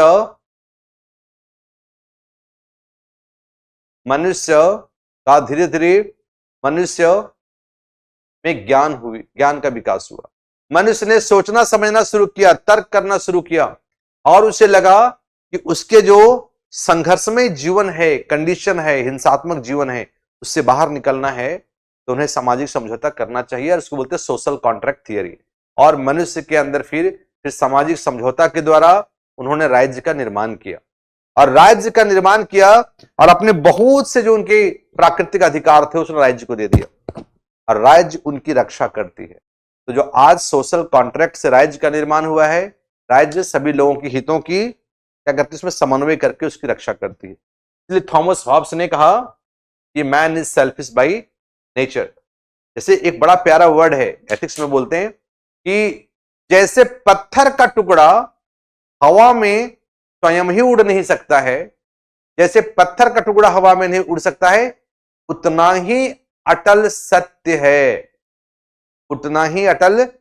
है कि एक मनुष्य दूसरे मनुष्य को मदद नहीं कर सकता है जब तक उसमें उसका स्वार्थ छुपा हुआ नहीं हो। तो एक सवाल होता है कि थॉमस हॉब्स, सड़क पर कोई आदमी गिर जाता है तो उसको लोग मदद क्यों करते हैं? क्योंकि मनुष्य ने ऐसे नैतिक नियम बनाए, यदि हम सड़क पर गिरे हुए आदमी को मदद नहीं करेंगे, कल हम भी गिरेंगे, मेरा कौन मदद करेगा? इसी चेतना ने मनुष्य के अंदर नैतिक गुणों का विकास किया। तो नैतिक गुण जो मनुष्य के अंदर, नैतिक जो उपदेश और नैतिक नियम जो मनुष्य ने बनाया है, उसमें भी उसके निजी स्वार्थ है। यदि हम ऐसा नहीं करेंगे तो मेरे साथ भी कोई ऐसा नहीं करेगा, हम किसी के साथ गलत करेंगे, मेरे साथ कोई गलत करेगा। तो उस जो असुरक्षा की भावना थी ना, उसी ने एक ऐसी दुनिया बनाने को मजबूर किया। थॉमस हॉब्स क्लियर हो गया।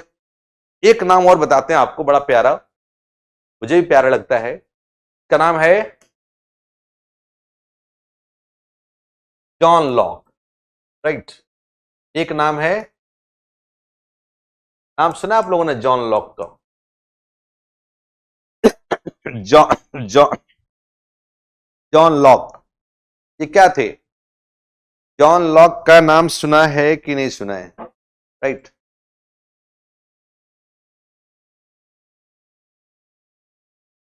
जॉन लॉक कौन थे? जॉन लॉक एक एक महान मानवतावादी प्लस तर्क। जॉन लॉक एक महान मानवतावादी प्लस तर्कवादी थे, एक महान, हाँ वेरी गुड। जॉन लॉक ने पूरी दुनिया को हिला दिया साहब, पूरी दुनिया को। जॉन लॉक एक महान मानवतावादी और तर्कवादी थे। उसने क्या सिद्धांत कहा?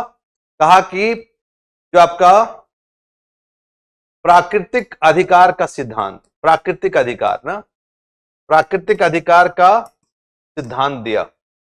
उनका प्राकृतिक अधिकार का सिद्धांत था, तो बोलते हैं नेचुरल राइट्स। क्या बोलते हैं हम लोग अंग्रेजी में उसको? Natural rights. हालांकि ना देखिए, अपने अपने टाइम में अपने अपने हिसाब से लोग बोलते थे। थॉमस हॉब्स ने कहा कि मनुष्य स्वभावतः स्वार्थी होता है। जॉन लॉक कहता है ना ना ना ना, थॉमस हॉब्स तुम गलत हो।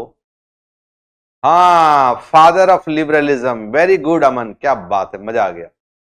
तो थॉमस हॉब्स ने कहा मनुष्य स्वार्थी होता है, ने कहा ना ना, मनुष्य स्वभावतः ही अच्छा होता है।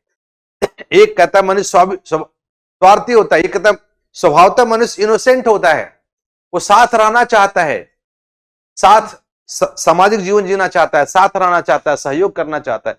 मनुष्य स्वार्थी नहीं होता है, मनुष्य स्वभावतः सहयोगी होता है, और मनुष्य इनोसेंट होता है, निर्दोष होता है। फिर देखा कि मनुष्य के 3 प्राकृतिक अधिकार हैं। वो कौन है 3 प्राकृतिक अधिकार? का जिसमें राइट टू लाइफ, पहला हमारा क्या है? जीवन का अधिकार, जो पूरी दुनिया आज इसको मानती है, जीवन का अधिकार, राइट टू लाइफ। कहां पर हमारा कॉन्स्टिट्यूशन में, कहां पर हमारा होगा? आप सब जानते हैं कॉन्स्टिट्यूशन का आर्टिकल 21 में ना, राइट टू लाइफ, जीवन का अधिकार। अच्छा देख लो कितना मजेदार बात कहा उन्होंने, स्वतंत्रता का अधिकार, स्वतंत्रता का अधिकार, यह भी कहा हमारे देश में? आर्टिकल 21। आर्टिकल 20 भारत में हमारा जो आर्टिकल 21 है ना, ये दोनों हमारा आर्टिकल 21 में है, यही है ना, right to life and right to personal liberty. Right to life and right to personal liberty, ये 2 अधिकार। जीवन आपका है, प्रकृति ने आपको जीवन दिया है, किसी हुक्मरानों को ये ताकत नहीं होगी कि आपका जीवन गलत तरीके से छीन ले। इसलिए आर्टिकल 21 कहता है state shall not deprive a person of his right to life and personal liberty except according to the procedure established by the law। कि विधि के द्वारा स्थापित प्रक्रिया के बाहर या विरुद्ध कोई राज्य लोगों के जीवन का अधिकार और उसकी स्वतंत्रता को छीन नहीं सकती, और इमरजेंसी में भी ये सस्पेंड नहीं होगा। आर्टिकल 21 इतना मौलिक है ये।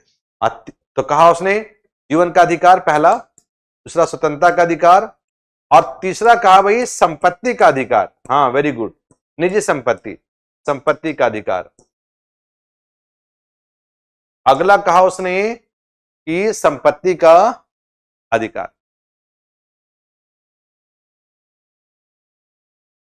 संपत्ति का अधिकार, राइट। संपत्ति का अधिकार का मतलब क्या हुआ कि जब हम संपत्ति के अधिकार की बात करते हैं कि बिना निजी संपत्ति के किसी का जीवन गरिमामय नहीं हो सकता है। हमारा घर है, हमारे पास कुछ खाने पीने के सामग्री होंगे, कपड़े लत्ते होंगे ना, यदि मेरा कोई छीन लेगा मुझसे तो मेरा जीवन का क्या मतलब है? हाँ, प्राण और दैहिक स्वतंत्रता, वेरी गुड, तुम्हारे जीवन का मतलब तो हुआ नहीं। इसलिए गरिमामय सम्मानजनक जीवन के लिए निजी संपत्ति का एक लेवल तक होना जरूरी है। अब मान ली कार्ल मार्क्स कहता है भाई निजी संपत्ति बहुत गलत चीज है, निजी रूसो भी कुछ और कहते हैं, तो निजी संपत्ति कितना होना चाहिए? एक नाम ये हो गया, 3 हो गए, एक नाम इसमें और लिखेंगे, बस एक ही नाम लिखेंगे हम। एक नाम है जिसको बोलते हैं रेने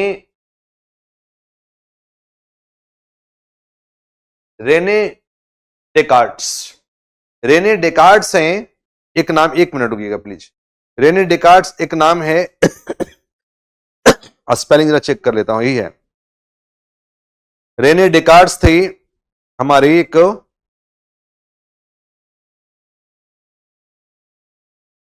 राइट।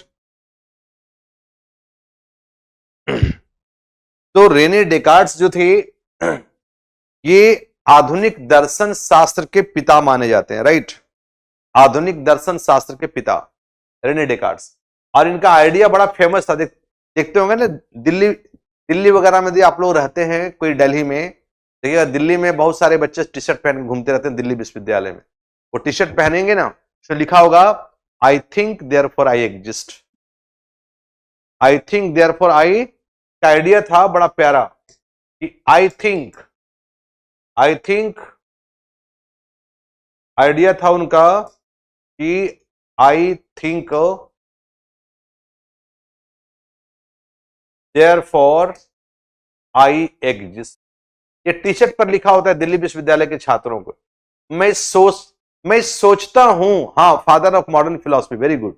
मैं सोचता हूं इसीलिए मैं अस्तित्व में हूं। क्या बात है, ओ माय गॉड। मैं सोचता हूं इसलिए मैं अस्तित्व में हूं।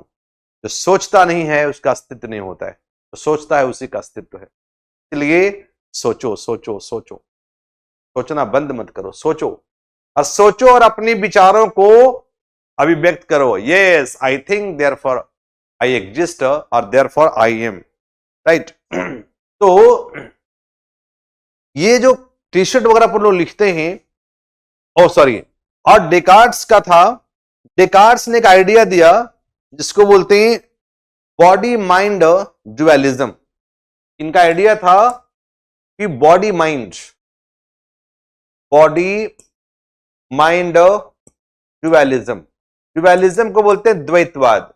इसको कह सकते हैं कि शरीर एवं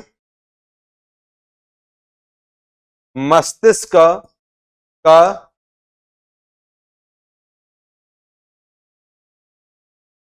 शरीर एवं मस्तिष्क का द्वैतवाद, शरीर एवं मस्तिष्क का द्वैतवाद और द्वैत्व। ये द्वैतवाद क्या है? ड्युअलिज्म। कहते हैं मनुष्य के पास, हाँ, कॉजिटो एर्गो सम। तो वेरी गुड। तो द्वैतवाद का मतलब क्या हुआ? हमारे पास एक शरीर है, देखो बड़ा प्यारा, हमारे पास एक शरीर है ना। सॉरी यार, मुझे पिक्चर बनाने नहीं आता है, सॉरी, हंसिएगा मत मुझ पर आप लोग, बहुत बैड परफॉर्मर हूं इस मामले में।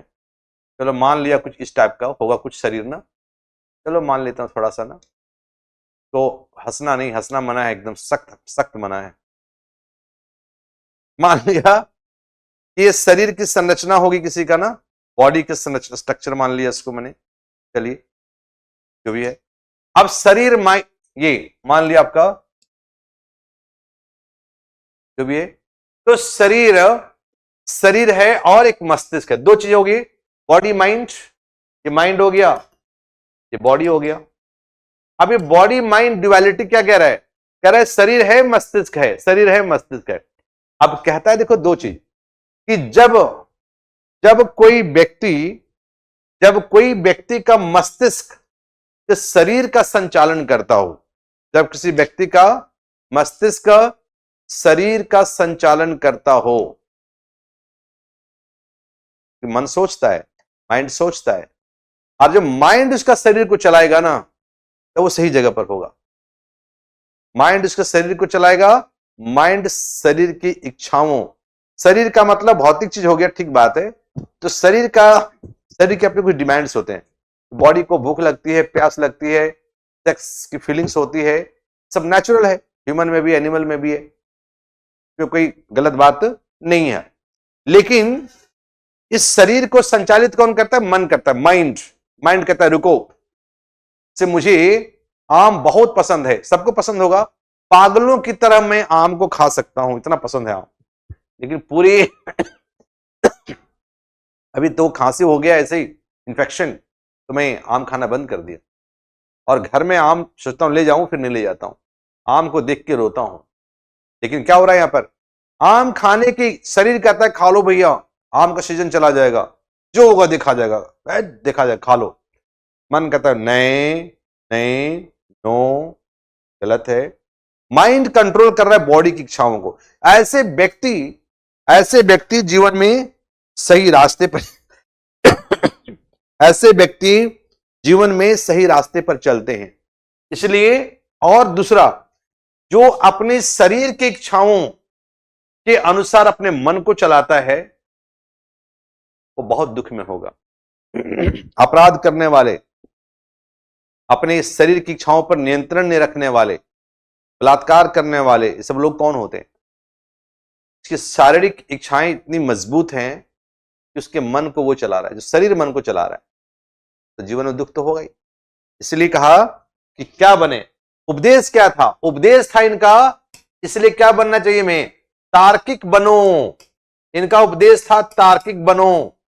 मनुष्य के कर्मों और मनुष्य के विचारों, मनुष्य के निर्णयों और मनुष्य के जीवन के संचालन में तर्क का महत्व होना चाहिए। तर्क के आधार पर जीवन को चलाओ।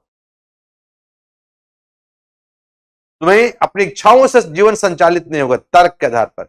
एक तार्किक समाज का निर्माण करो, एक तार्किक व्यक्तित्व बनो। और ये जो विचार था ना साहब, तो क्या गजब हिला दिया हर एक आदमी को। हाँ, बुद्ध से भी, बुद्ध हमारे, अरे हम जो आएंगे अपने देश में तो बुद्ध को हमें पढ़ाना नहीं है। एथिक्स का मैं भी पढ़ाता हूं छोटा मोटा, बुद्ध का तो है ही। अरे बुद्ध थे। मैं कहेंगे सर आप कहां भटक जाते हैं, भटकना नहीं चाह रहा हूं मैं। बुद्ध को पढ़िए ना, बुद्ध के जैसा तार्किक व्यक्ति क्या बात कर रहे हैं। मैं मानता हूं बुद्ध को बहुत महान व्यक्ति थे, आप लोग पढ़िएगा एथिक्स वगैरह में बुद्ध वगैरह को। खैर चलिए प्लीज टॉपिक पर आते हैं।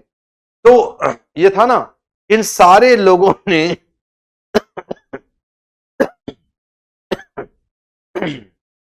इन सारे लोगों ने समाज में इनके जो आइडियाज थे ना, इनके विचार थे, इसलिए समाज में परिवर्तन लाया। इसलिए पुनर्जागरण ने क्या किया?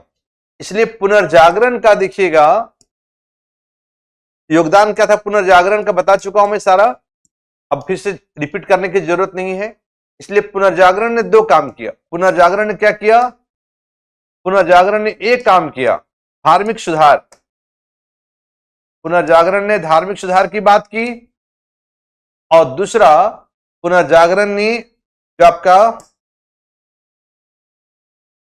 वैज्ञानिक या तार्किक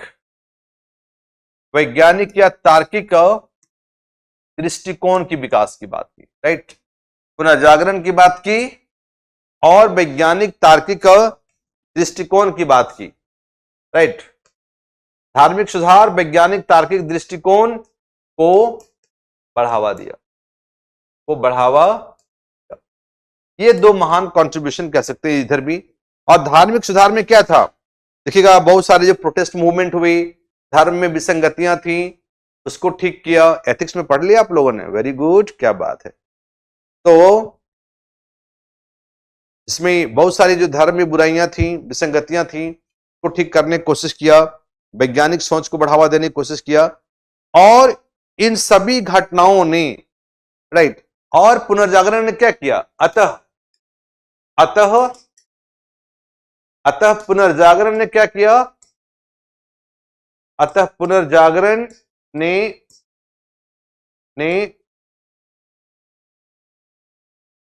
आधुनिकता की स्थापना की। आधुनिकता का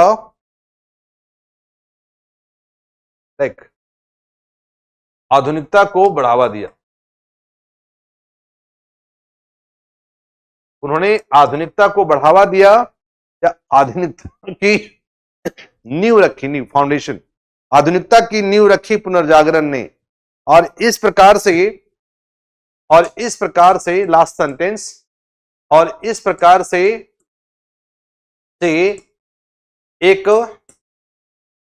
से एक धर्मनिरपेक्ष और एक वैज्ञानिक सोच पर आधारित समाज को जन्म दिया। हो गया डन, क्लियर, फाइन। इस प्रकार पुनर्जागरण ने धर्म और वैज्ञानिक तार्किक दृष्टिकोण को बढ़ावा दिया। पुनर्जागरण ने आधुनिकता को बढ़ावा दिया, आधुनिकता का नींव रखा और इस प्रकार से एक धर्मनिरपेक्ष वैज्ञानिक सोच पर आधारित समाज को बढ़ावा दिया। यह पुनर्जागरण का कंट्रीब्यूशन था, राइट और नॉट? यह पुनर्जागरण का कंट्रीब्यूशन था। हो गया, ठीक है। तो पुनर्जागरण तो कंप्लीट हो गया, डन, पुनर्जागरण कंप्लीट हो गया, ठीक है, हो गया। अब मोटा मोटी है ना, बाकी वर्ल्ड हिस्ट्री पढ़िएगा ना, थोड़ा देखिएगा और उसमें डिटेल में पढ़ना पड़ेगा, हमको इतना ही पढ़ाना है, नहीं तो पूरा पुनर्जागरण ही खींचते रहेंगे ना तो फिर वो अच्छा नहीं रहेगा। बस इतना जानना है कि पुनर्जागरण, अब एक शॉर्ट नोट्स आ जाएगा कि in what way renaissance contributed to the emergence of sociology, you would be able to write. किस रूप में पुनर्जागरण ने समाज शास्त्र को बढ़ावा दिया? तो पुनर्जागरण ने जो सबसे पहले बौद्धिक क्रांति को बढ़ावा दी और बौद्धिक क्रांति ने नए सिरे से चीजों को सोचना शुरू किया। एक बात हुई। अब थोड़ा आगे चलते हैं, दूसरा पार्ट। दूसरा देखिएगा, पहला क्या लिखा था हम लोगों ने? पहला लिखा हम लोगों ने कि विचारधारात्मक आधुनिकता या वैचारिक आधुनिकता जिसको बोलते हैं, विचारों में आधुनिकता आया, नए तरीके से सोचने, समझने, तर्क करने को ढंग को विकसित किया। दूसरी बात हम जो कहते हैं, सेकंड वाला जो होगा, इसको बोलते हैं पॉलिटिकल मॉडर्निटी। सेकंड क्या हुआ? अच्छा, किताबों में थोड़ा अलग करके दिया है, किताबों में सीधा लिखा होगा फ्रांस की क्रांति, किताबों में लिखा हुआ पुनर्जागरण, फिर लिखा फ्रांस की क्रांति। मैं पहला वर्ड थोड़ा चेंज कर दिया हूं, वैचारिक आधुनिकता कहां से आया? पुनर्जागरण से।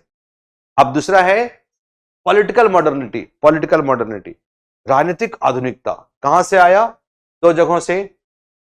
एक लिखेंगे हम लोग, अमेरिकी क्रांति के बारे में हम चर्चा नहीं करेंगे, अमेरिकी क्रांति वो आप लोग हिस्ट्री में पढ़िएगा, हम पढ़ेंगे बेसिकली, हम लोग को पढ़ना है जो सिलेबस में आता है क्वेश्चन कभी कभी, फ्रांस की क्रांति। बड़ा मजेदार था फ्रांस की क्रांति, इतिहास से पढ़िएगा अच्छे से आप लोग, वर्ल्ड हिस्ट्री में पढ़ना है, भाग नहीं सकते, यूपी से सब कुछ पढ़ाती है। हम लोग थोड़ी सी चर्चा करेंगे फ्रांस क्रांति। एक मिनट में बैठ लेता हूं, थोड़ा सा पैर दुख गया थोड़ा सा, सॉरी। फ्रांस की क्रांति, राइट? नहीं, 1789, 1739 नहीं, संदीप भैया, ओ सॉरी भैया बोलना ठीक बात नहीं, आपने मेरे प्यारे फ्रेंड्स, ये आपने नहीं लिखा है, गलत लिखा है, ये जो लिखा आपने, इसको काट दिया एक मिनट रुकिए। 1700 ये हुआ था ना 89 में, ठीक है। तो खैर चलिए, तो फ्रांस की क्रांति,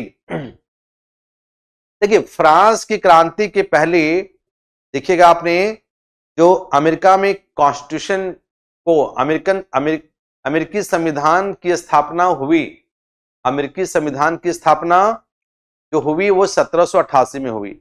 वैसे आप जानते हैं उसके पहले में declaration of independence in America, America में स्वतंत्रता की घोषणा 1776 में हुआ, राइट? तो अमेरिकी स्वतंत्रता की घोषणा 1776 में हुआ और रिचर्ड हेनरी ली थे उस डॉक्यूमेंट को पास किए थे, राइट?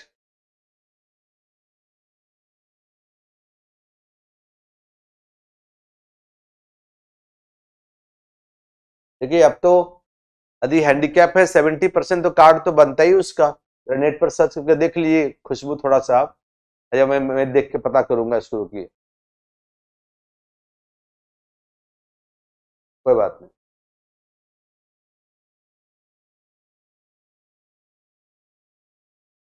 हैंडीकैप कोटा बनाइए ना, 70% है तो बहुत बहुत फायदा मिलता है वहां पर, 4% 5% रिजर्वेशन है वहां पर, और ये तो आपका एलिजिबल है उसके लिए। तो अमेरिकन क्रांति हुई ना, तो पहली बात तो बैठने मजा नहीं आ रहा है, चलो, तो पहली बात अमेरिकन क्रांति हुई, और जो देखिएगा उसमें declaration of independence in America हुआ, एक बात, और दूसरी जो बात हुई फ्रांसी क्रांति। तो मैं 2 मिनट बात करता फिर लिख दूंगा उसमें। फ्रांस की जो क्रांति थी ना, तो फ्रांस में वहां क्या था? फ्रांस की क्रांति के पहले फ्रांस में राजतंत्र था, राजतंत्र, राजा का तंत्र, अभी लोकतंत्र, लोगों का तंत्र, ये फर्क हुआ। तो फ्रांस की क्रांति ने राजतंत्र को लोकतंत्र में बदल दिया। राजा के तंत्र को लोक के तंत्र में बदला। ये फ्रांस की क्रांति की बहुत बड़ी गौरवमयी परंपरा रही है। और वहां बदमाश राजा हुआ करते थे। बॉर्बन डायनेस्टी था, बॉर्बन राजवंश के लोग थे बर्बन। और इसमें तीन नाम देख लीजिए, बाकी जाने की जरूरत नहीं आपको। Louis 14, Louis 15, Louis 16। लुईस 14वां, लुईस 15वां, लुईस 16वां। लुईस 14वां बहुत निरंकुश था और बदमाश था। वो कहता था मैं ही राज्य हूं और मैं जो कहता हूं वो कानून। 15वां बड़ा भोग विलास में डूबा हुआ आदमी था, अपनी दुनिया में मस्त रहने वाला रंगीला बादशाह था। पढ़ते हैं भारत में रंगीला बादशाह मोहम्मद शाह, वैसे वो रंगीला बादशाह था। तो वही था ना रंगीला बादशाह मोहम्मद शाह, होपफुली वही था। तो रंगीला बादशाह था। तो लुई 16वां जो सत्ता में आया, एक लुटा पिटा घिसा हुआ फ्रांस उसके हाथों में मिला। और उसमें भी वो अपनी पत्नी के प्रति बड़ा आसक्त व्यक्ति था। आसक्त, याद रखिए, दुनिया में जो व्यक्ति किसी चीज के प्रति आसक्त हो गया, एकदम पागल की, यूपीएससी के प्रति हो जाएगी तो अच्छी बात है, बाकी चीजों के प्रति हुए हो गए तो जीवन में बड़ा दुख है। इसलिए भारत के लोग कहते थे कि डिटैचमेंट, भारत के लोग कहते हैं डिटैचमेंट। राइट। तो फ्रांस का राजा था, पत्नी से बहुत प्यार करता था, उसके प्रेम में डूबा रहता था, उसकी सुंदरता में डूबा रहता था।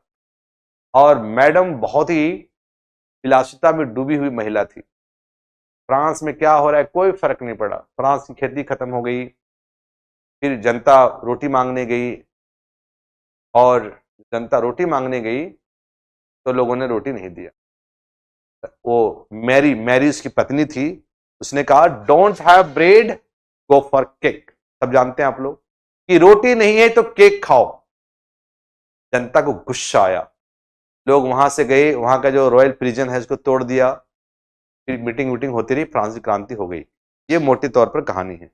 तो फ्रांस की क्रांति जो था और अमेरिकी क्रांति, तो अमेरिकी स्वतंत्रता, अमेरिका जो है, अमेरिकी स्वतंत्रता या अमेरिका में स्वतंत्रता की घोषणा जो हुआ 1773 में। और अमेरिकी संविधान जो है, अमेरिकी संविधान जो है वो हमारा हुआ 1788 में।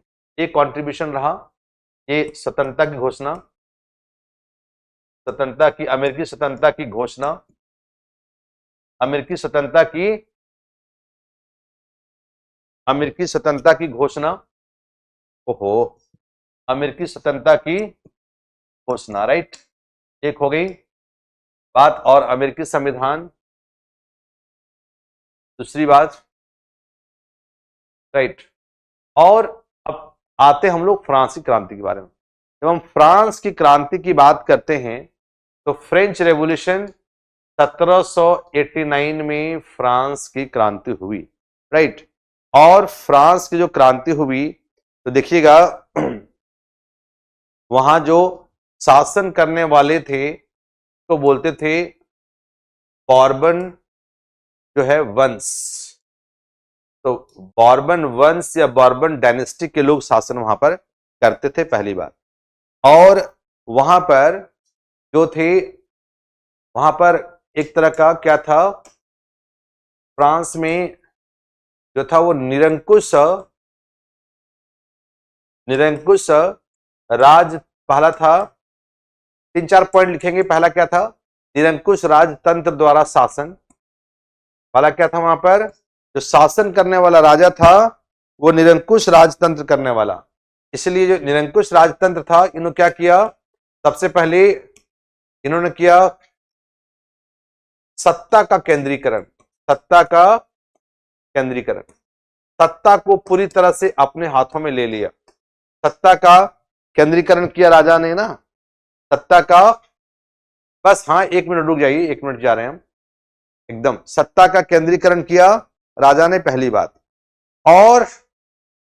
और इसमें राजा का फ्रांस पर पूर्ण नियंत्रण था, राजा का फ्रांस पर पूर्ण नियंत्रण की स्थापना हुई। दूसरी बात, और राजा हमेशा, देखिएगा क्या होता था, पहली बात हुआ। दूसरी बात क्या थी, राजा हमेशा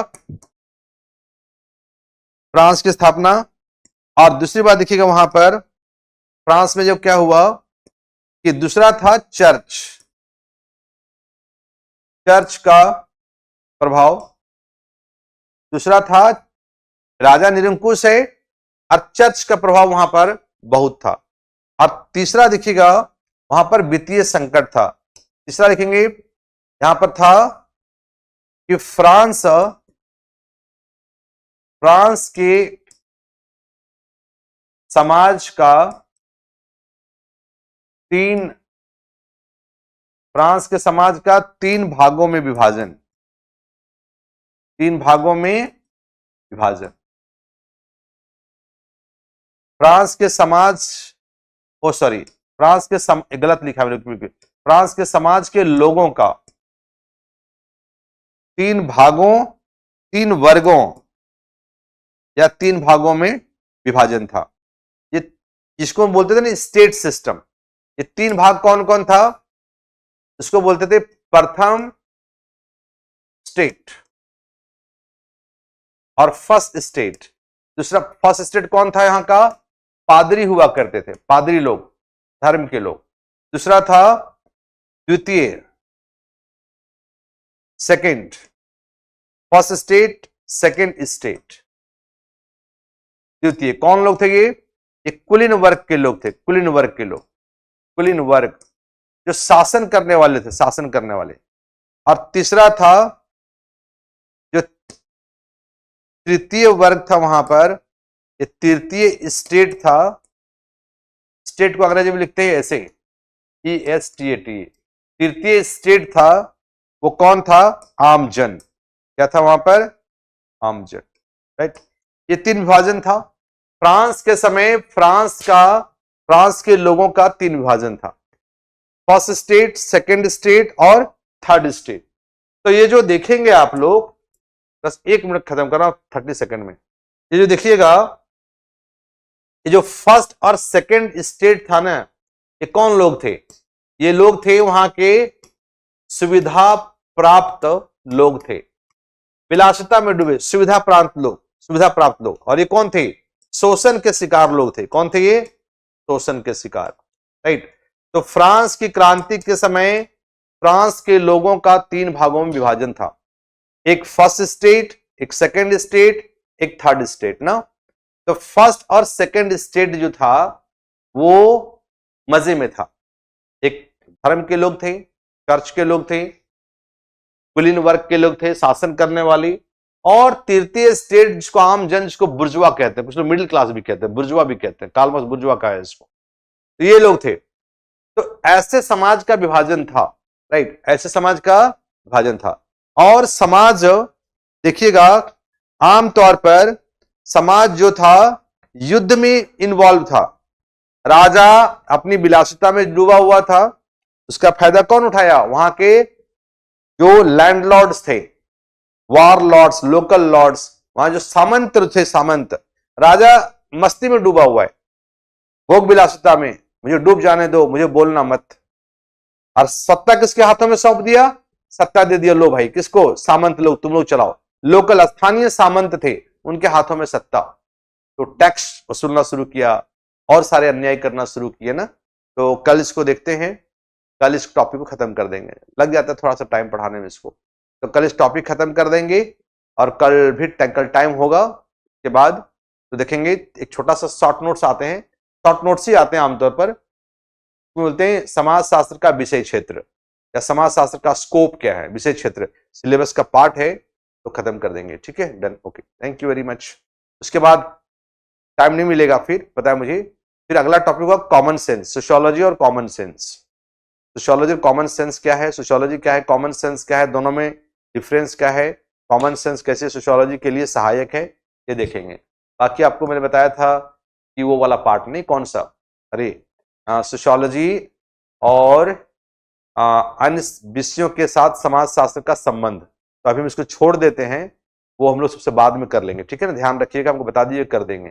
तो कोई ये हो जाएगा तो हम पहले थिंकर करेंगे, फिर उसके बाद आगे चलेंगे। Okay, thank you very much, have a good day. आप लोगों का दिन बिल्कुल शुभ हो, और फिर हम लोग कल मिलते हैं। अच्छा लगा, थैंक यू बच्चे, बाय बाय।